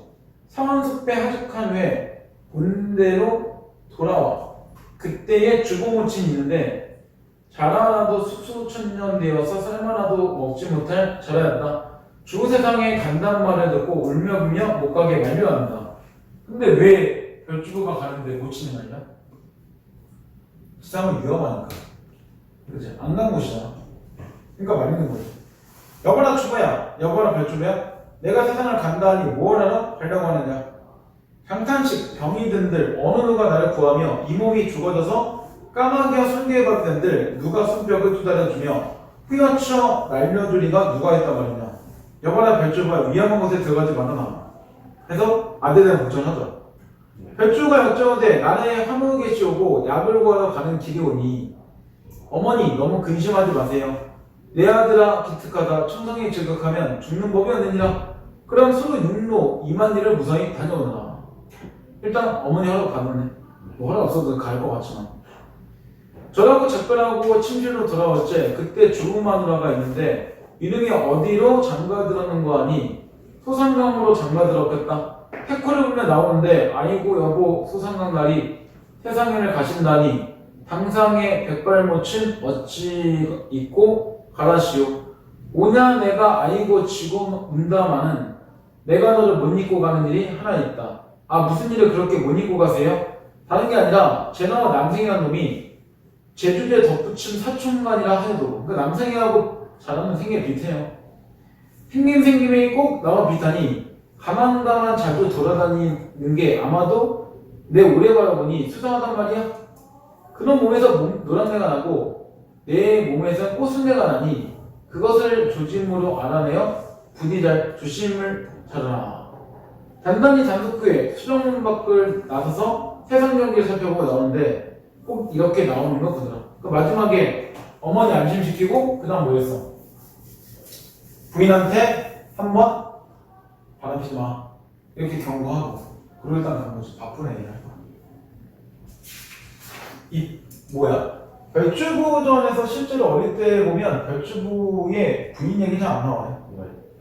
여기 좀 나와요. 없는 이유가. 자, 근데 11번 보세요. A라는 생각 적절한 거야. 아, 일단 첫 번째는 긴데. 자, 이번에 보면, 그러니까 니은에 보면 규칙적 음보. 몇 음보야, 이거? 현암명산 하나, 1음보. 승기강산 2음보. 경계에 보면 3음보. 은그리어 4음보. 그 다음, 주견행도 1음보. 지지울제 2음보. 스리듣던 3음보. 기그리어 4음보. 4음보로 움직이지. 그러니까 니은 맞아요. 음성성징어가 있나요? 쫑끝, 묘떡. 밑에서 하나, 둘, 셋, 네 번째 나오죠. 정답 두 개니까 어차피 니은 되겠네요. 그럼 정답 3번 이렇게 되겠죠. 그 다음 12번의 기억과 니은의 말하기 방식인데 기억에는 자기 경험을 얘기하는 게 나오긴 해요. 그러니까 2번도 기억은 맞아. 근데 니은에서 자기 연륜에 관한 얘기는 안 했죠. 그러니까 2번이 정답에 탈락하겠지. 그 다음 5번에 모두 자신의 신체 일부 언급하여 주어진 임무생이다 의대 되고 있다는데 기억에는 뭐 들었네? 기억엔 자기 엄지발 토끼 잡아올게요. 그래서 자기 신체 일부 언급했죠. 비를 볼 때는 손발이 넷이에요 라고 해서 자기 신체를 일부 언급했죠. 그래서 정답 5번 이렇게 된 겁니다. 바뀔 정보. 그 다음 13번에 적절하지 않은 거야. 1번에 용왕이 육지로 가겠다는 별주부의 의사를 수용하는 것에서 지배층의 무능한 면모를 파악할 수 있다. 이게 좀 이상한 게 별주부는 자발적으로 뭐 했어? 자발적으로 자기가 지원한 거잖아. 누가 시킨 거 아니지. 그리고 자발적으로 올라갔지. 그러니까 이걸 통해서 지배층의 무능함을 아는 건 불가능하지. 지배층 자체가 애한테 뭐 시킨 것도 없고 지가 가겠다는데 굳이 가지마? 그럴 필요 없잖아. 그러니까 지배층의 무능한 거는 이 부분이 아무런 게 없는 거야. 그러니까 정답 1번 바로 나와요. 이건 볼 것도 없어요. 자, 13도 마찬가지 한자성 문제지. 간을 구하기 세상에 나왔다는 말이 주보 모치는 처음에는 놀랐겠다 이런 거잖아. 5개 중에 놀라다. 그게 천천별로이지. 나머지 모르는 거 있나요? 가만히절이랑 조선소가 가머니선이라는 말은 달콤하게 속인다. 그러니까 뭐 나를 속이는 말 이런 정도 뜻이고 조선모사는 보통 의역을 하지 않으면 앞에 아침엔 3개, 저녁에 4개 이렇게 뭐야? 속임수 쓴다는 거죠. 그지? 뭐 그런 거 있나요? 자, 여기까지 하고 좀 쉬었다가 비밀 들어갈게요.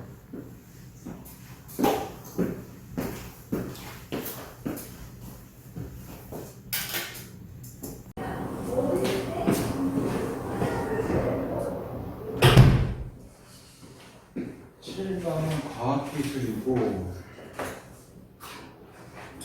그 처음에 보면 그거 나오죠. 그 지역 난방 물리와 상변화라고 하는데 지역 난방하고 상변화인데 상변화라는 게 물질 자체가 변화되는 걸 얘기하는 겁니다. 그런 얘기 나오죠. 처음에 보면 지역 난방은 열병합 발전소에서 전기 생산을 위해 사용된 연료회수에서 인근 지역의 난방에 활용하는 것인데 이런 지역 난방에서 회수된 연료되어진 물을 배관통에 인근 지역에 공급하면서 열을 수송하는 방식을 주로 사용하는데 근래에는 열의 수송의 효율성을 높이기 위해서 상변화 물질을 활용하는 방식을 개발하고 있다. 그러면 이 상변화 물질은 무조건 열 수송의 효율성과 연결되어 있다는 거지. 자, 열 수송에 사용되는 상변화 물질이란 상변화를 할 때 수반되는 잡열을 효율적으로 사용하기 위해 활용되는 물질을 말한다. 그런 상변화나 물질 상태를 고체체 기체로 분류할 때 주변 온도나 압력 변화에 의해서 어떤 물질이 이전과 다른 상태로 변하는 걸 의미하는데 얼음이 물이 되거나 물이 수증기가 되는 것 등이 이에 해당합니다. 그리고 이러한 변화에는 열이 수반되는데 이를 잡열이라고 얘기합니다. 자, 여기서 한번 꺼낼게요. 그러니까 이 문단에서 볼 때 이런 얘기가 나와요. 상변화라는 것 자체는 말 그대로 뭐한다? 이렇게 처음에 물이 고체가 있을 때 이 고체가 액체로 변환되거나 액체가 다시 이렇게 기체로 변환되는 거 이런 것들 얘기한 건데 이런 과정에서 뭐가 된다? 열 자체가 흡수된다는 거죠. 반대로 기체에서 고체로 갈 때는 열이 방출된다는 얘기네. 그죠? 그리고 이렇게 지금 열이 나오는데 그걸 잡열이라고 얘기하고 나오죠. 자, 그리고 얘가 나와요. 예를 들어 비커 1전에 얼음을 넣고 가열하면 얼음 온도가 올라가게 되고 0도에 도달하면 얼음이 물로 변하기 시작해서 비커 속에는 얼음덩어리 공존하게 되는데 비커 속의 얼음이 모두 물로 변할 때까지 온도가 올라가지 않고 계속 0도씩 유지하는데 이는 비커에 가해진 물에 열이 물질의 온도 변화가 아닌 상변화에 사용됐기 때문이다. 이렇게 상변화에 사용된 열이 잡열인데 이는 물질의 온도 변화로 나타나지 않고 숨어있는 열이라는 뜻이다. 그러니까 이럴 때 열을 잡열이라고 얘기하는데 얘는 숨어있는 열이다. 이런 식으로도 정의하죠. 기본적으로. 자, 이런 잡열은 그 크기의 물질마다 다르며 일반적으로 물질이 고체에서 액체가 되거나 액체에서 기체가 되거나 또는 고체에서 바로 기체가 될 때 잡열을 흡수하고 그 반대의 경우에는 잡열을 방출한다 라고 나오죠. 이렇게 흡수고 이렇게가 열 자체가 방출되는 그런 자체가 나올 것이다 라고 나오죠. 한편 비커를 다시 가열해서 얼음이 모든 호가 물이 된 후에는 다시 온도가 올라가기 시작하는데 이렇게 얼음의 온도가 올라가거나 물의 온도가 올라가는 것처럼 온도 변화로 나타나는 열을 현열이라고 얘기합니다. 그럼 여기서 현열이라는 거는 이런 온도의 변화로 나타나는 이렇게 나타나는 열 이렇게 나옵니다. 그러니까 잔열과 현열이라는 건 다른 말이라는 뜻이에요. 두 개는. 자, 그럼 이제 지금까지 상관하 얘기한 거고 이게 이제 지역난방과 어떤 관련이 있는지를 설명을 해야죠. 자, 그렇다면 상변한 물질의 특성을 이용해서 열수성은 어떤 장점이 있는 것일까? 이런 상변한 물질을 활용하면 그래서 열병합 발전소의 인근 지역 공동주체고 열을 수정하는 과정을 통해 이제 설명해보자. 이런 열병합 발전소에서는 발전에 사용된 수증기를 열교환기로 보내는데 열교환기로 이동한 수증기는 열수송에 사용된 물에 열을 단자해서 물을 내온다. 이 물 속에는 고체 상태의 상변한 물질이 담겨있는 마이크로 단위 캡슐이 섞여있고 이 상변한 물질의 녹는 점은 물의 어는 점과 끓는 점 사이에 있기 때문에 물이 데워져 물의 온도가 상변한 물질의 녹는 점 이상이 되면 상변한 물질은 액체로 상변하게 된다. 그리고 액체가 된 상변한 물질이 섞은 물은 열교환기에 나와 온수공구관을 통해서 인근 지역의 공동주택 기계실의 열교환기를 이동하고 이런 과정에서 상변한 물질이 고표로 상변화되지 않아야 하므로 물의 온도는 상변한 물질의 녹는 점 이상으로 유지되어야 된다. 그렇죠. 그래야지 뭐 하는 거니까? 액체 상태가 유지될 거니까. 뭐 이런 얘기잖아요.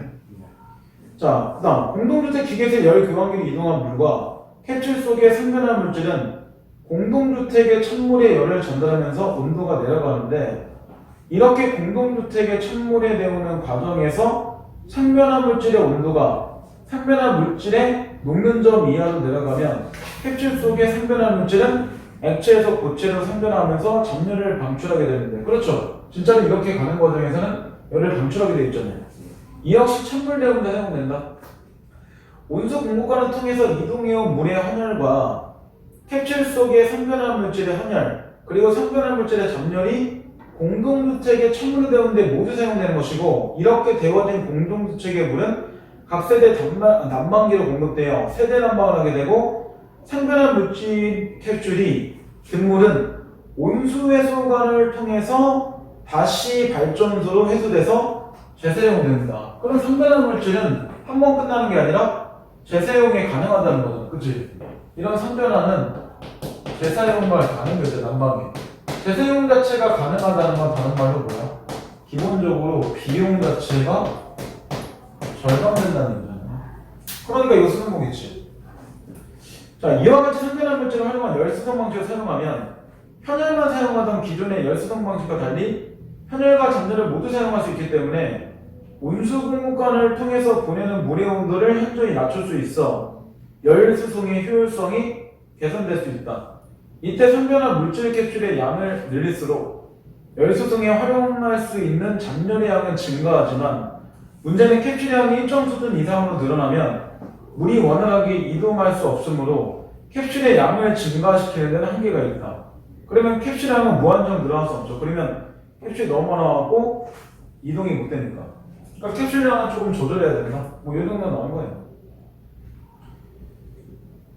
그럼 이제 1번 문제 봐봐. 1번에 볼 때 상변하는 물질 상태가 변하는 게 맞죠. 고체에서 액체 기체로 변하는 거니까 반대일 수도 있고. 그 다음 열방합전소는 전기 생산에 사용된 수증기 열을 회수해서 인근 지역에 공급해서 사용한다고 나오죠. 그 다음 상변한 물질이 있는 캡슐의 양은 물의 이동을 고려되는 일정 순간 이상 늘릴 수 없다. 방금 읽었죠. 그 다음 상변한 물질을 활용해서 열수동하는 방식을 사용하는 것은 효율성을 높이기 위하다. 그렇죠? 수술성이 높다는 거는 비용 자체 절감되는 거에 연결되는 거니까. 근데 마지막 상변한 물질을 활용한 열수동 방식에서 온수공급관으로 보내는 물의 온도를 기존 방식보다 높여야 된다. 아니죠. 왜냐면 열 자체를 갖고 있는 거니까 굳이 기존 방식보다 높일 필요가 없죠. 맨 마지막 문단에 나오잖아요. 상변화 물질을 활용한 물 열수동 방식을 사용하면 현열만 사용하던 기존의 열수동 방식과 달리 현열 전력 모두 사용할 수 있기 때문에 운수 공간을 통해서 보내는 물의 온도를 현저히 낮출 수 있어 열수동의 효율성이 개선될 수 있다라고 나오죠. 그러니까 기존 방식보다 굳이 높일 필요는 없죠. 그 다음 이번은 잡열에 대한 설명인데 잡열은 물질마다 크기가 다르고 온도 변화 나타나지 않는 수분열이고 그러니까 3번도 마찬가지죠. 흡수하거나 방출하고 있죠. 이렇게 갈수록 오른쪽 갈수록 흡수하는데 왼쪽 갈수록 방출합니다. 근데 상변하고 있는 물질의 현열을 증가시킨다? 아니죠.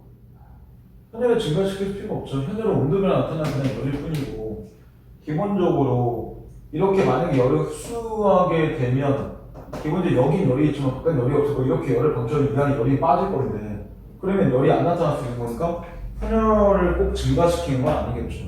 그러니까 정답 5번 이렇게 쓴 겁니다.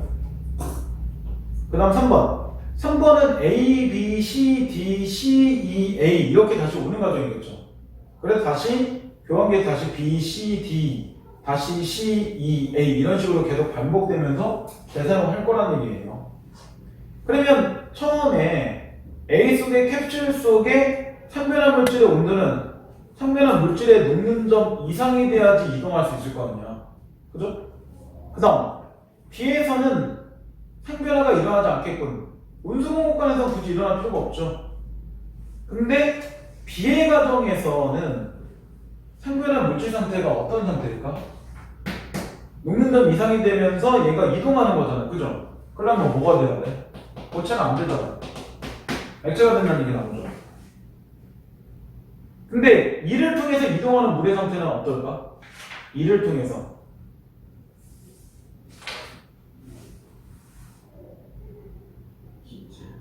기체?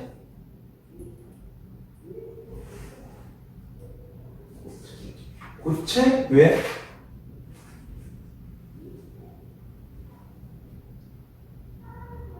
그 라문단 나오잖아. 라문단에 보면 공동주택 기계실의 열교환기로 이동하는 나오죠.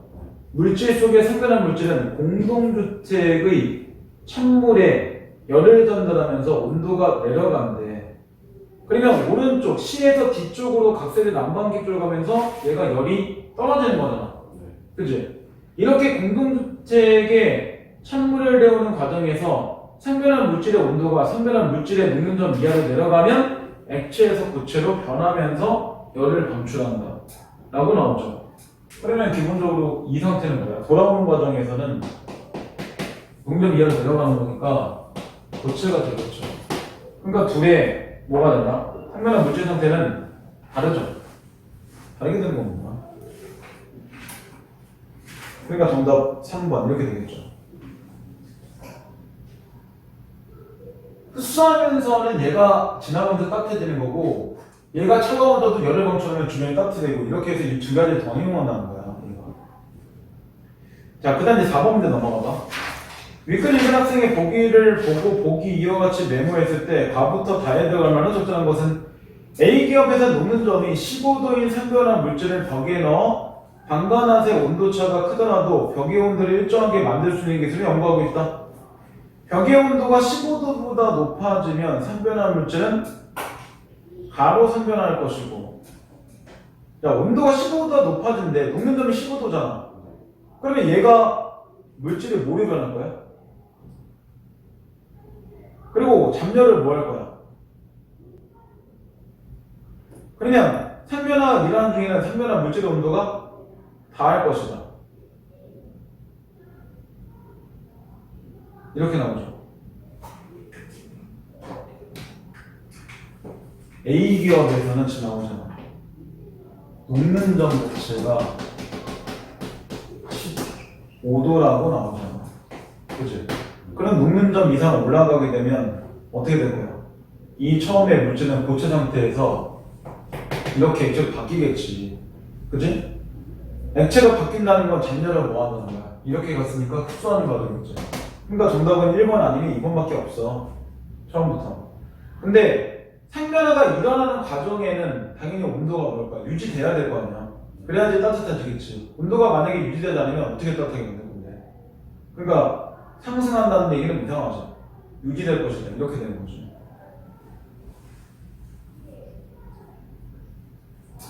그래 정답이 1번 이렇게 되겠죠.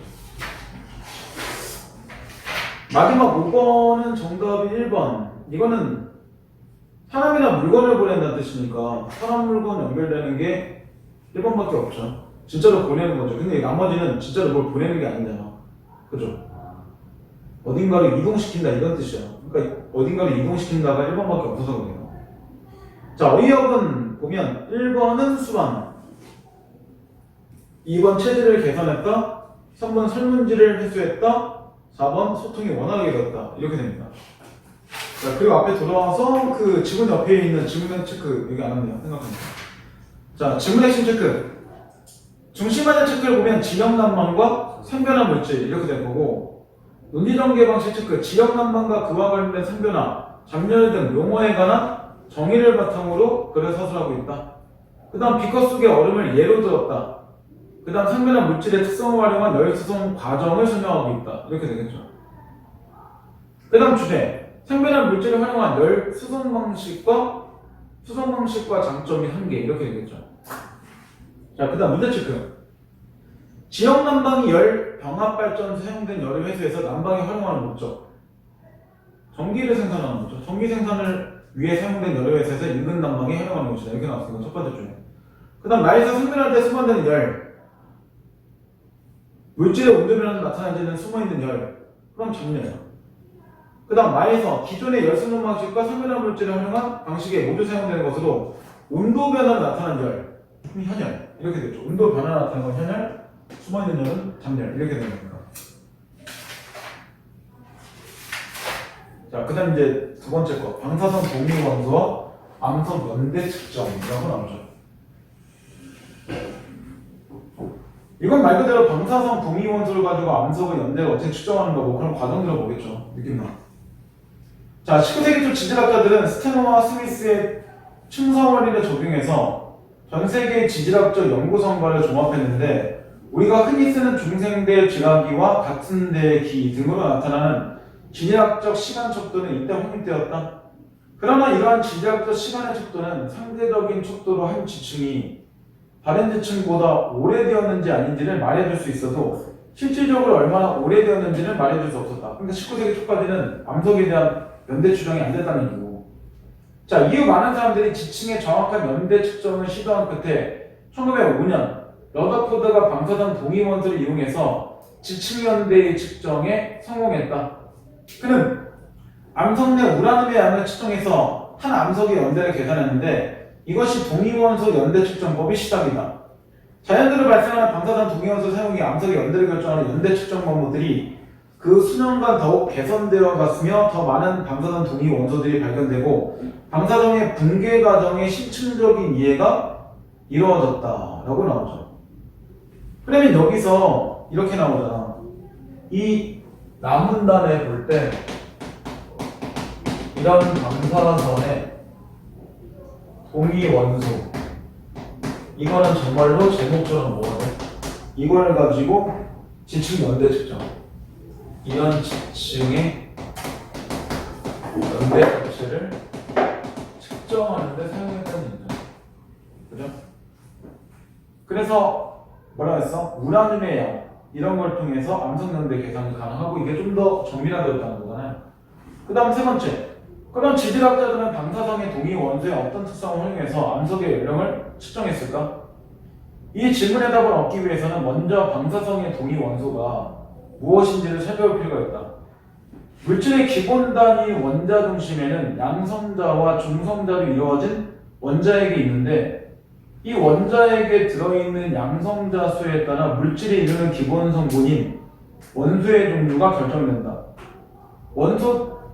탄소 원자핵에 있는 양성자의 수는 6개, 산소 원자핵에 있는 양성자의 수는 8개.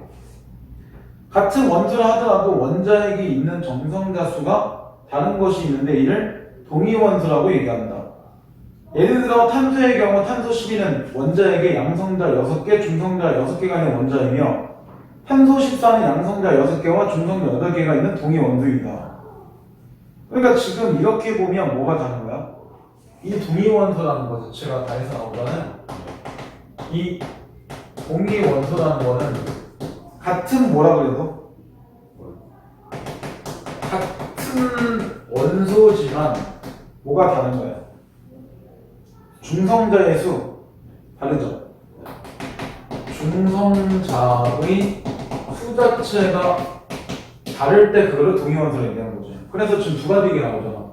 뭐 탄소 12와 탄소 14를 볼 때 탄소 12 같은 경우는 지금 양성자 6개에다가 중성자 6개인데 탄소 14는 양성자 6개에다가 중성자 8개가 되는 거죠. 그러니까 둘은 무슨 관계야? 동위원소가 될 수 있지. 지금 뭐가 다르니까? 중성자의 개수가 달라지니까. 이런 얘기예요. 자, 한편 자연계의 모든 물질은 불안정해서 안정된 상태로 가려는 성질이 있다. 그러면 기본적으로 이렇네. 이 아래에서 볼 때 물질은 기본적으로 이런 불안정 상태에서 안정으로 가려는 게 기본입니다. 라고 얘기하고 있죠. 그래서 동위원소 중에는 양성자의 수가 중성자의 수에 비해서 너무 많거나 또는 그 반대 이유로 본래의 원자핵의 상태가 불안정한 원소들이 있고 그래서 불안정한 원자핵이 스스로 방사선을 방출하고 이를 통해서 에너지를 잃고 안정된 상태로 가는 과정을 거치는데 이를 방사성의 붕괴 또는 핵붕괴라고 얘기합니다. 동위 원소 중에 방사성 붕괴를 일으키는 동위 원소를 방사선 동위 원소라고 얘기하고 이들은 방사성의 붕괴를 통해 불안정한 원자핵이 안정된 상태의 다른 종류의 원자핵으로 변한다. 예를 들어 방사선 동위 원소인 탄소 14는 방사성의 붕괴로 인해 중성자 1개가 붕괴되어 양성자로 바뀌고 양성자 7개와 중성자 7개로 이루어진 원자핵을 가진 안정된 원소인 질소 14가 된다. 그래서 붕괴 전의 방사성 동위 원소를 모원소, 모원소의 방사선 붕괴로 인해서 생성된 안정된 원소를 자원소로 일컫는데 붕괴 전의 방사선 동위 원소인 탄소 14는 모원소이고 그 다음 방사선 붕괴에 의해 생성된 안정된 원소인 질소 14는 자원소입니다. 그러니까 이렇게 되는 거죠. 탄소 지금 14 같은 경우는 양성자가 6개고 중성자가 8개 상태인데 이 상태가 지금 불안정이라고 얘기하는 거잖아. 네. 그래서 여기서 지금 뭐가 일어나? 산업. 방사선 붕괴. 이렇게 방사선 자체가 붕괴가 되면 얘가 뭐로 바뀐다? 질소로 바뀐다 나오잖아. 그치? 질소 14가 되는데 이러면 양성자가 7개가 되는 거고 아 맞죠?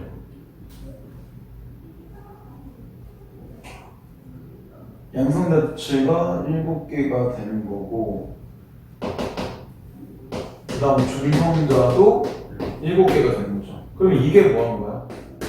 이게 기본적으로 다른 말로 모원소라고 얘기하는 거고 모원소가 되고 이렇게 자원소가 되고 되는데 그러면 우리가 알 수 있는 게 있네. 모원소는 자원소에서 탄소 붕괴를 하는 이유는 불안정 상태의 탄소 14를 이렇게 안정으로 바꾸기 위한 거지. 그러니까 이 숫자는 불안정이고 이건 안정이잖아. 근데 봐봐. 전체 개수는 어때? 양성자 중성 합한 개수는 같아요. 그러니까 기본적으로 이게 달라질 때 불안정이면 이 두 개가 같아진 숫자가 나오면 안정이라고 하는 거야. 기본적으로. 자, 그 다음 마지막 좀 길죠? 이런 방사성의 동위원소는 일정 시간이 지나면 모원소의 개수가 원래 개수의 절반이 줄어드는 특성이 있다. 모원소의 개수가 원래 절반 줄어드는데 걸리는 시간은 반감기라고 얘기한다. 그래서 줄어든 모원소의 개수만큼의 자연소의 개수가 늘어나는데 첫 반감기 때 모원소의 개수는 처음에 반으로 줄고 두 번째 반감기는 남은 모원소의 개수가 반으로 줄어 처음에 4분의 1로 세 번째 반감기는 또 남은 모원소의 개수가 반으로 줄어 처음에 8분의 1과 같은 식으로 줄어든다. 그래서 모원소와 자원소의 개수의 비율이 첫 반감기에는 1대1로 같아지고 두 번째 반감기는 1대3이 되고 세 번째 반감기는 1대7이 된다. 라고 나오지. 그러니까 기본적으로 이런 반감기가 되면 2분의 1이 주는 거고 두 두 번째 반감기일 때는 어떻게 된다? 4분의 1이 되는 거고 세 번째 반감기일 때는 8분의 1이다. 그럼 네 번째는 16분의 1이겠네. 그 다음 30분의 2, 32분의 1, 64분의 1, 118분의 1. 그 정도 나오겠죠. 그리고 이때는 1대1로 같아지는 과정인데 이렇게 되면 1대3, 이렇게 되면 1대 7의 형태로 바뀝니다. 비율이. 이런 얘기잖아. 그죠? 자, 다만 원소에 따라 반감기가 다른데 탄소 14는 5730년. 진짜 우리가 살아있을 수가 없네. 그죠? 포타늄은 40은 13억 년 전, 우란이 238년 44억 년에 반감기를 갖게 되어 있다. 이런 방사성의 동위 원소의 반감기는 온도 압력에 영향을 받지 않는다.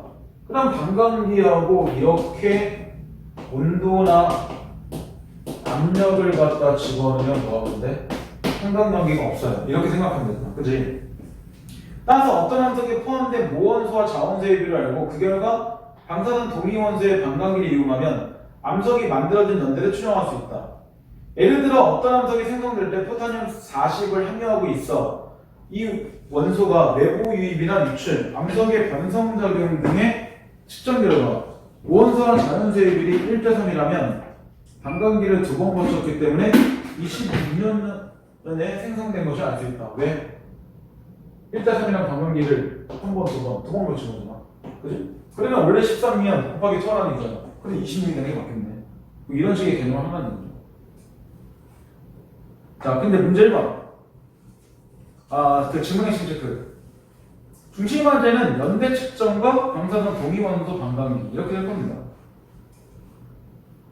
그 다음 논리전개 방식 체크. 동위원소 방사선 붕괴 등 여러 용어의 개념을 예를 통해 설명하고 있다.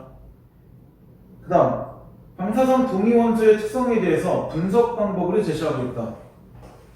그 다음 반감기를 이용해서 암석의 연대를 추정하는 과정을 자세히 설명하고 있다. 이렇게 되겠죠. 그 다음 주제 방사성의 동위 체크를 이용한 암석의 연대 추정. 자, 문제 체크. 다에서 원자에게 들어있는 물질이 이루는 기본 성분인 원소의 종류는 무엇의 개수에 따라 결정되는가?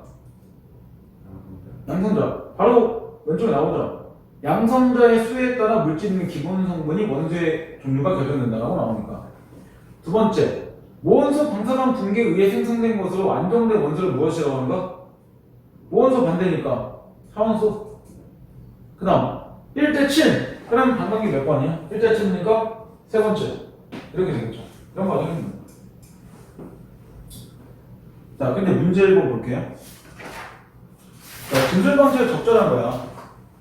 1번에 볼 때 방사성의 동위원소의 개념을 예를 통해서 설명하고 있다. 이거 라문단에 얘 나오죠. 예를 들면 이렇게 해서 이렇게 간다. 이거 자체가 다 뭐예요?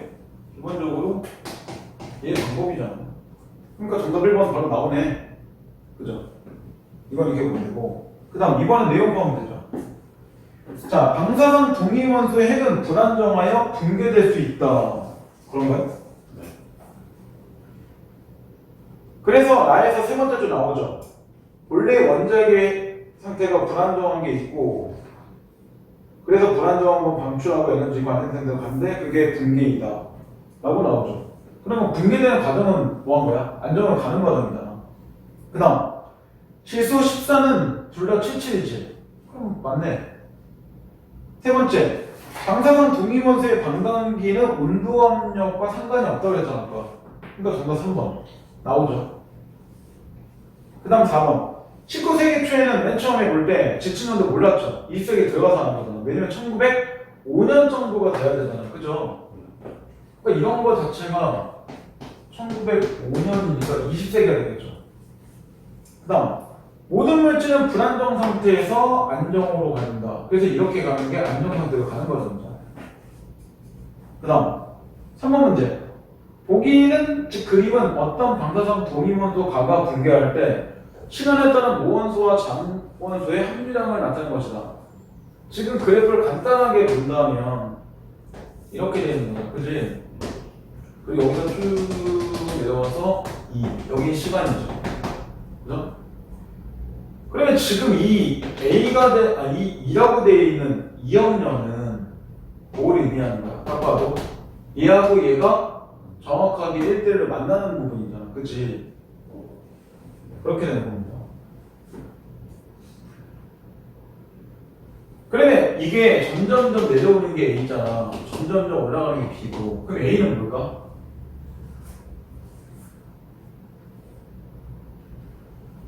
B는 뭐고? 점점 내려오는 거는 얘겠지. 여기서 깨지잖아. 붕괴되잖아. 얘는 늘어났지. 그치? 그러니까 A는 1번에 볼 때 B가 자원소야 그랬잖아. B는 올라가니까 얘가 자원소야.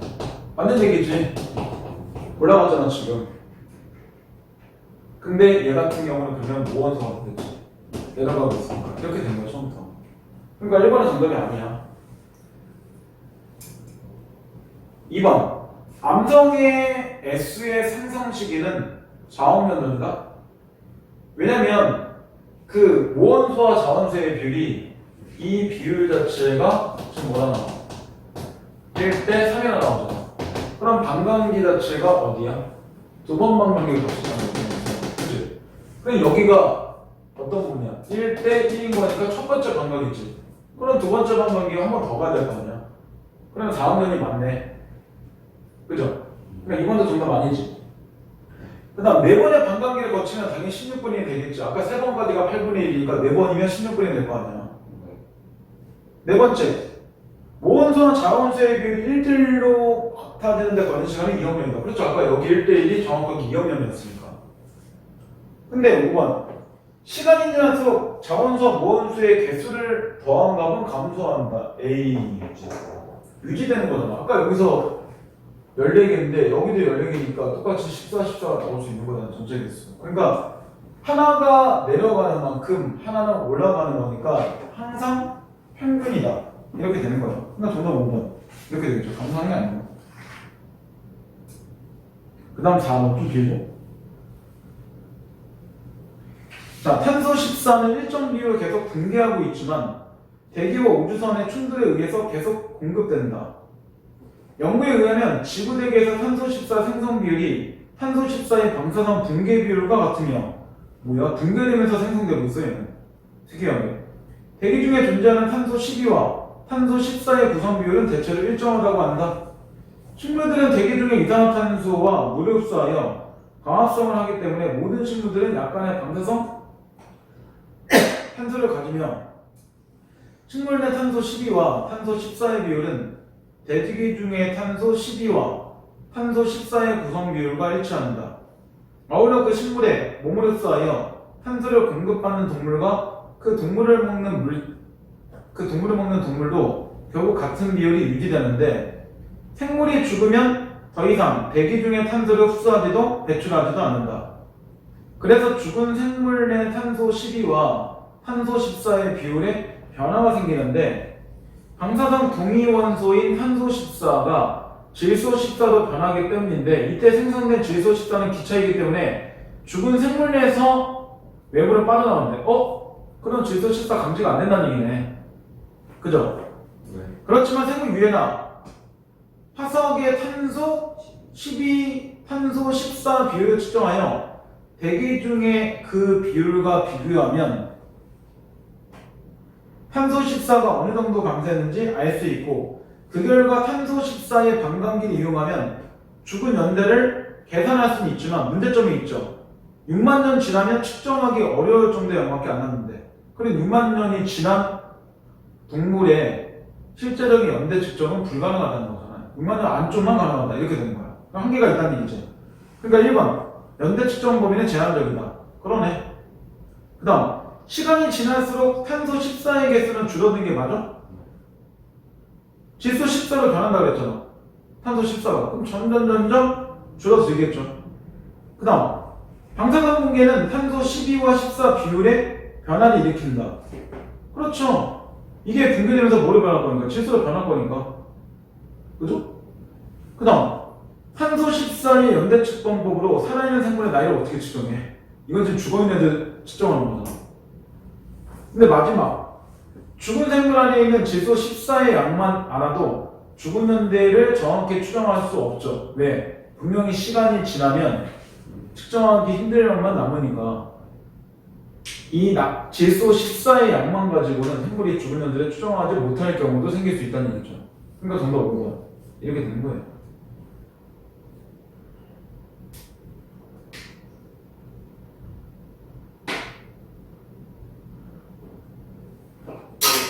자, 5번의 기억과 의미가 가까운 것은 이라고 나오는데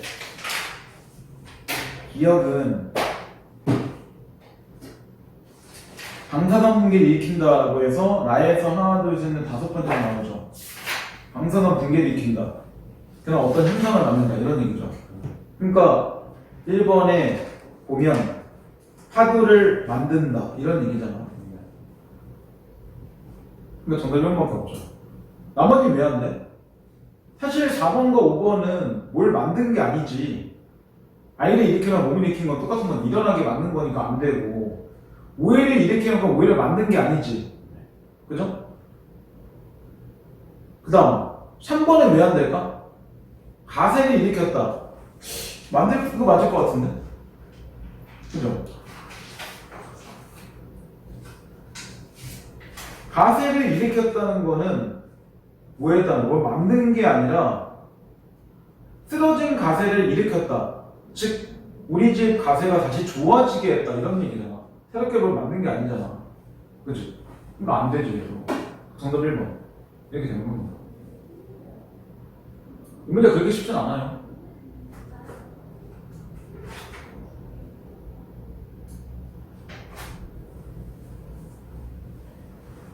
자, 그럼 이제 밑에 어이업 1번 커피는 다량의 카페인을 함유하고 있다. 그 다음 모차르트는 빈의 고전파 음악을 확립한 인물이다.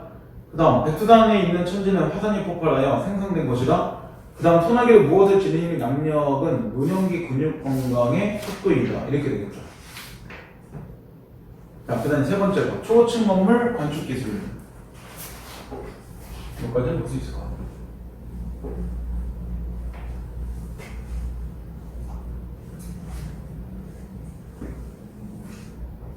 자, 초고층 건물은 높이가 200m 이상이거나 그 다음 50층 이상 건물만 초고층이라고 얘기한다. 이런 초고층 건물을 지을 때는 건물에 작용하는 힘을 고려된다. 건물에 작용하는 힘에는 수직하중과 수평하중이 있는데 수직하중은 건물 자체 무게로 인해 땅 표면의 수직 방향으로 작용하는 힘, 수평하중은 바람이나 지진 등에 의해서 건물의 가로로 작용하는 힘. 그럼 가에서 볼 때 이런 수직하중이란 말은 이렇게 밑으로 그 다음에 수평하중이란 말 자체는 이렇게 옆으로 물론 반대로 해서 상관없잖아요. 이렇게 간다는 거죠. 그러면 이 초고층 건물은 뭐 한다는 거야? 이 초고층 건물은 기본적으로 여기의 영향과 여기의 영향을 다 받는다는 거잖아.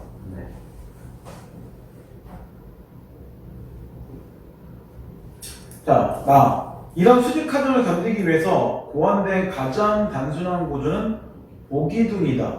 이런 보기둥의 구조는 기둥과 기둥 사이를 가로지르는 수평 구조물인 볼을 설치하고 그 위에 바닥판을 놓은 구조인데 보기둥 구조에서 설치된 보의 두께만큼 건물의 한 층당 높이가 높아지지만 바닥판에 작용하는 하중이 기둥에 집중되지 않고 보에 의해서 분산되기 때문에 수직하중을 잘 견딜 수 있다. 그럼 나에서는 일단 이것만 얘기한 거지. 수직하중만 얘기한 건데 수직하중만 연결된 게 보기둥 구조. 보기기. 그럼 보기둥은 무조건 수직과 연결되는 얘기네. 그죠? 자, 그 다음 다. 근데 이것만 가지고 안 되지. 위에서 아래로만 작용하는 수직하중과 아래 수평하중은 사방에 작용하기 때문에 초고층 건물의 안전에 미친 영향이 수직보다 더 크다. 이게 더 문제라는 얘기네. 그래서 수평하중은 초고층 건물의 안전을 위협하는 주요 요인인데 바람은 건물에 작용하는 수평하중의 50% 이상을 차지한다. 건물이 많은 도심에서는 넓은 공간에서 좁은 공간으로 바람이 불어오면서 풍속이 빨라진 현상이 발생해서 건물에 작용하는 수평하중을 크게 만드는데 그리고 바람에 의해서 공면 현상이 발생하면 건물이 매우 크게 흔들리게 되어 건물의 안전을 위협하게 된다. 그럼 바에서 이런 수평화중과 연결돼서 가장 큰 거는 바람이라고 나오죠.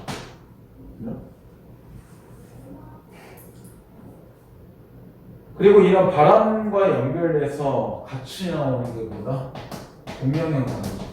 그러니까 바람과 공명현상 자체가 커지면 수평화중이 크기 때문에 건물의 안전에 위협이 된다는 얘기를 한 거냐. 그럼 그 다음부터는 나에서 뭐 해야 돼? 이런 게 필요하겠지. 얘도. 그래서 건물이 수평화중을 견디기 위해서 기본적으로 뼈대에 해당되는 보호 기둥을 아주 단단히 붙여야 하지만 초고층 건물에는 이것 정도 가지고는 어려워요. 그래서 등장한 게 코어 구조이다.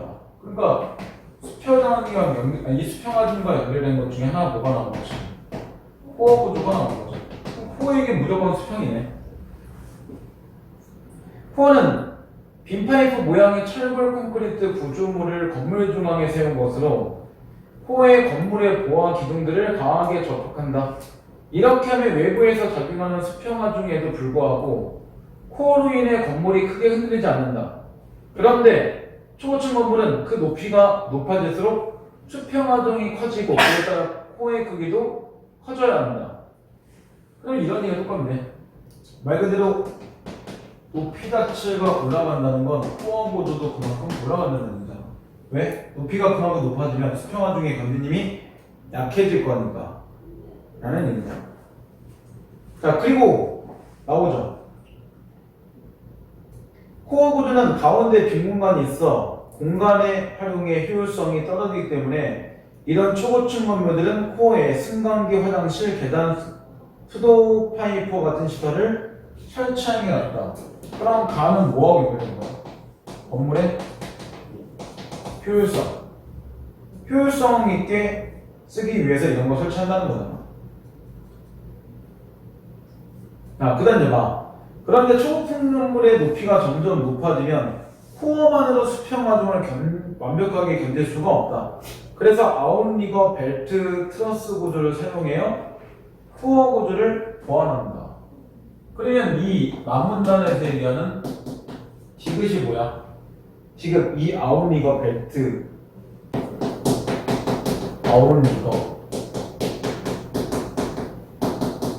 벨트 그 다음 트러스 구조 이거 자체도 수평화중과 연결됩니다. 수평화중 자체가 받는 힘이 더 크기 때문에 하나 갖고 안 되니까 하나 더 붙인다는 거는 더 올라가면.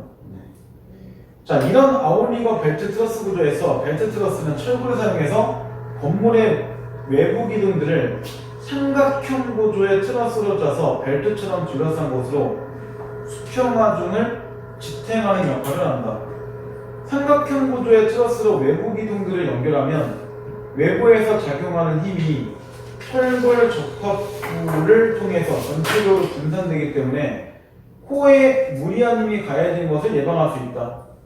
그리고 이런 아웃리거를 콘크리트 사용해서 건물 외벽에 설치한 벨트 트러스를 내부의 코어와 견고하게 연결한 것으로 아웃리거와 벨트 트러스는 피할 따라 중간중간 여러 개 설치할 수 있다.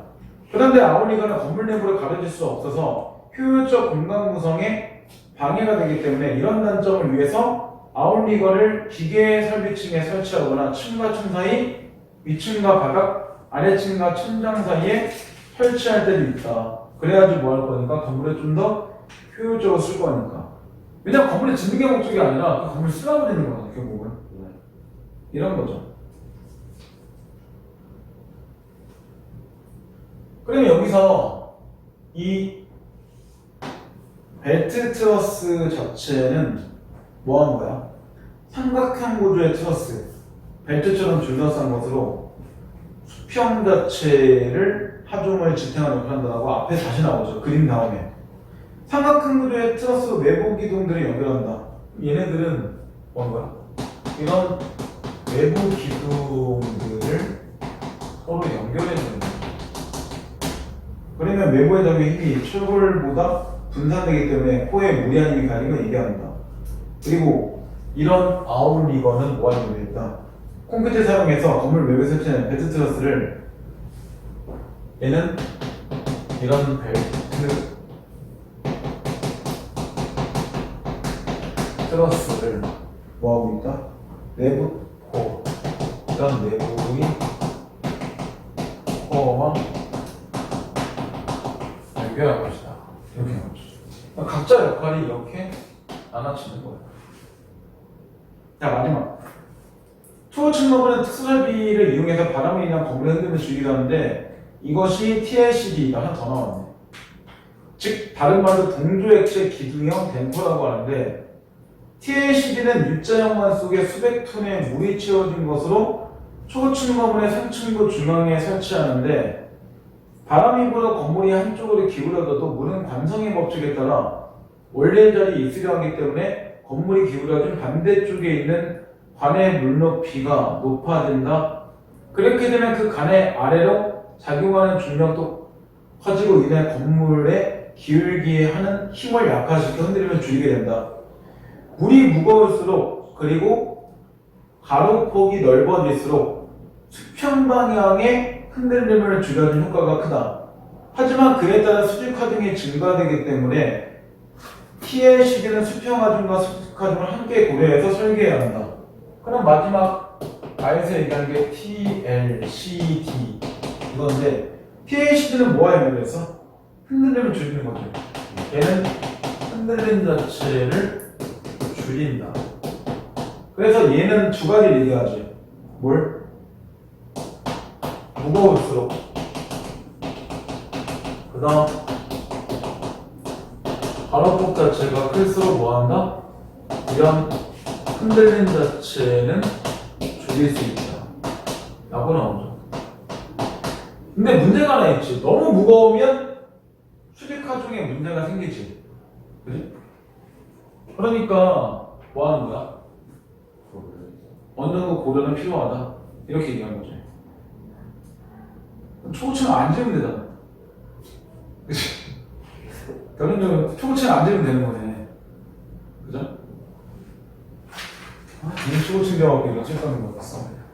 이런 느낌이야. 그러면 이제 봐봐. 중심화대 체크. 중심화대는 뭐밖에 없어? 초고층밖에 없죠. 초고층 건물 이렇게 나오겠죠. 그 다음 음지단계 방식 체크. 수직하중, 수평하중, 보기등 구조, 코어 등이 무엇인지 정의를 내리고 있다. 그 다음 초고층 건물에 코어를 설치하는 것들을 예를 들어 제시하고 있다. 그 다음 아웃리거, 벨트, 트러스 구조에 대해서 자세히 설명하여 서술하고 있다. 이렇게 하면 되겠죠. 그 다음 주제 초고층 건물에 작용하는 힘을 견딜 수 있게 하는 여러가지 건축 기법. 그 다음 문제도 체크 가 문단에서 건물 자체의 무게로 인해 땅의 표면에 수직 방향으로 작용하는 힘. 수직이니까 수직하중이죠. 그 다음 나에서 초고층 건물에서 보아 기둥만으로 수평하중을 견디기 힘들어 등장한 것. 코어 구조. 그 다음 TLCD는 건물의 흔들림을 줄이기 위해 U자형 관 속에 수백 톤의 물을 채워 어디에 설치하는가? 그렇죠. 상층부 중앙에 설치하는가 라고 나오죠. 그럼 문제 1번 적절하지 않은 거야. 1번에 볼 때 수직하중은 수평하중과 달리 사방에서 건물에 가해질 힘이다. 에이, 사방에서 연결된 거는 오히려 수평이지. 바람 사방에서 부는 거니까. 1번 그냥 봐 정답이네. 그래?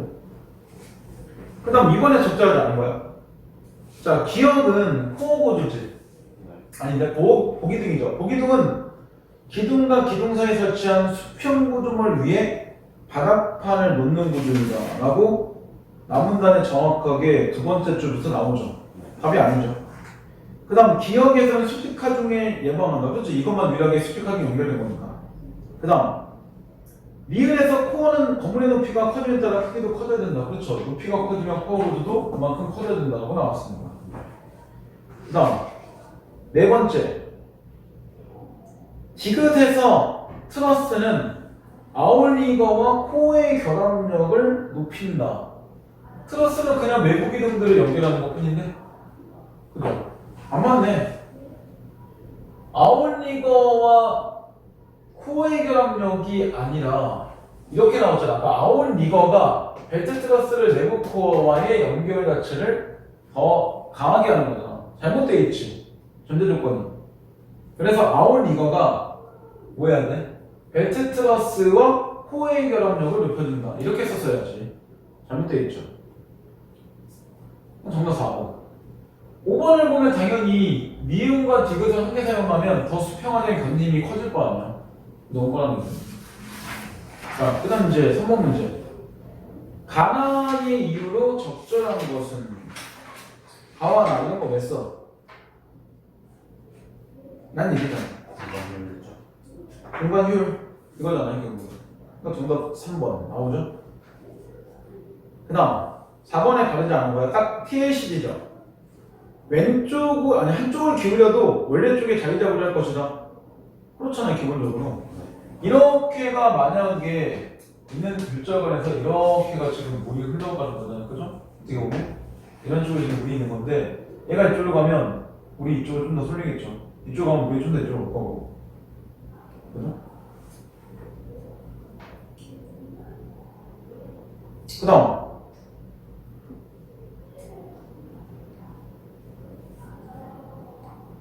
이렇게 원래 자리에 인ser을 걸 뭐야? 이쪽에 가도를 쪽으로 남는 거야. 관성이라고 얘기하는 거잖아. 맞는 얘기야. 그 다음 A가 왼쪽으로 기운데 그러면 오른쪽 건에 있는 B의 높이가 왼쪽보다 높아진다. 맞는 말인가요? 얘가 왼쪽으로 기운데 그냥 왼쪽으로 이렇게 기운다고 쳐봐. 이런 쪽으로. 그럼 물도 이렇게 같이 움직이면 썩어지겠네. 반대로 가는 게 맞겠지. 그치? 왜냐면 이렇게 갈 때 물이 그걸 상쇄해야지 이 힘이 중앙에 버틸 거 아니야. 흔들리니. 그 다음 가로폭이 커질수록 수평화중을 견디는 힘은 커진다 그랬잖아.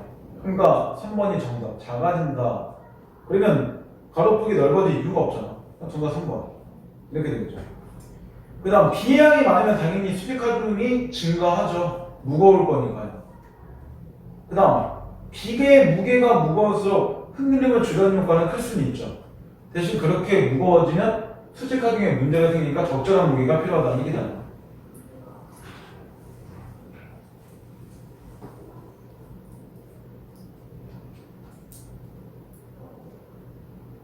그 다음 5번의 사전적 의미에 적절하지 않은 거는 4번.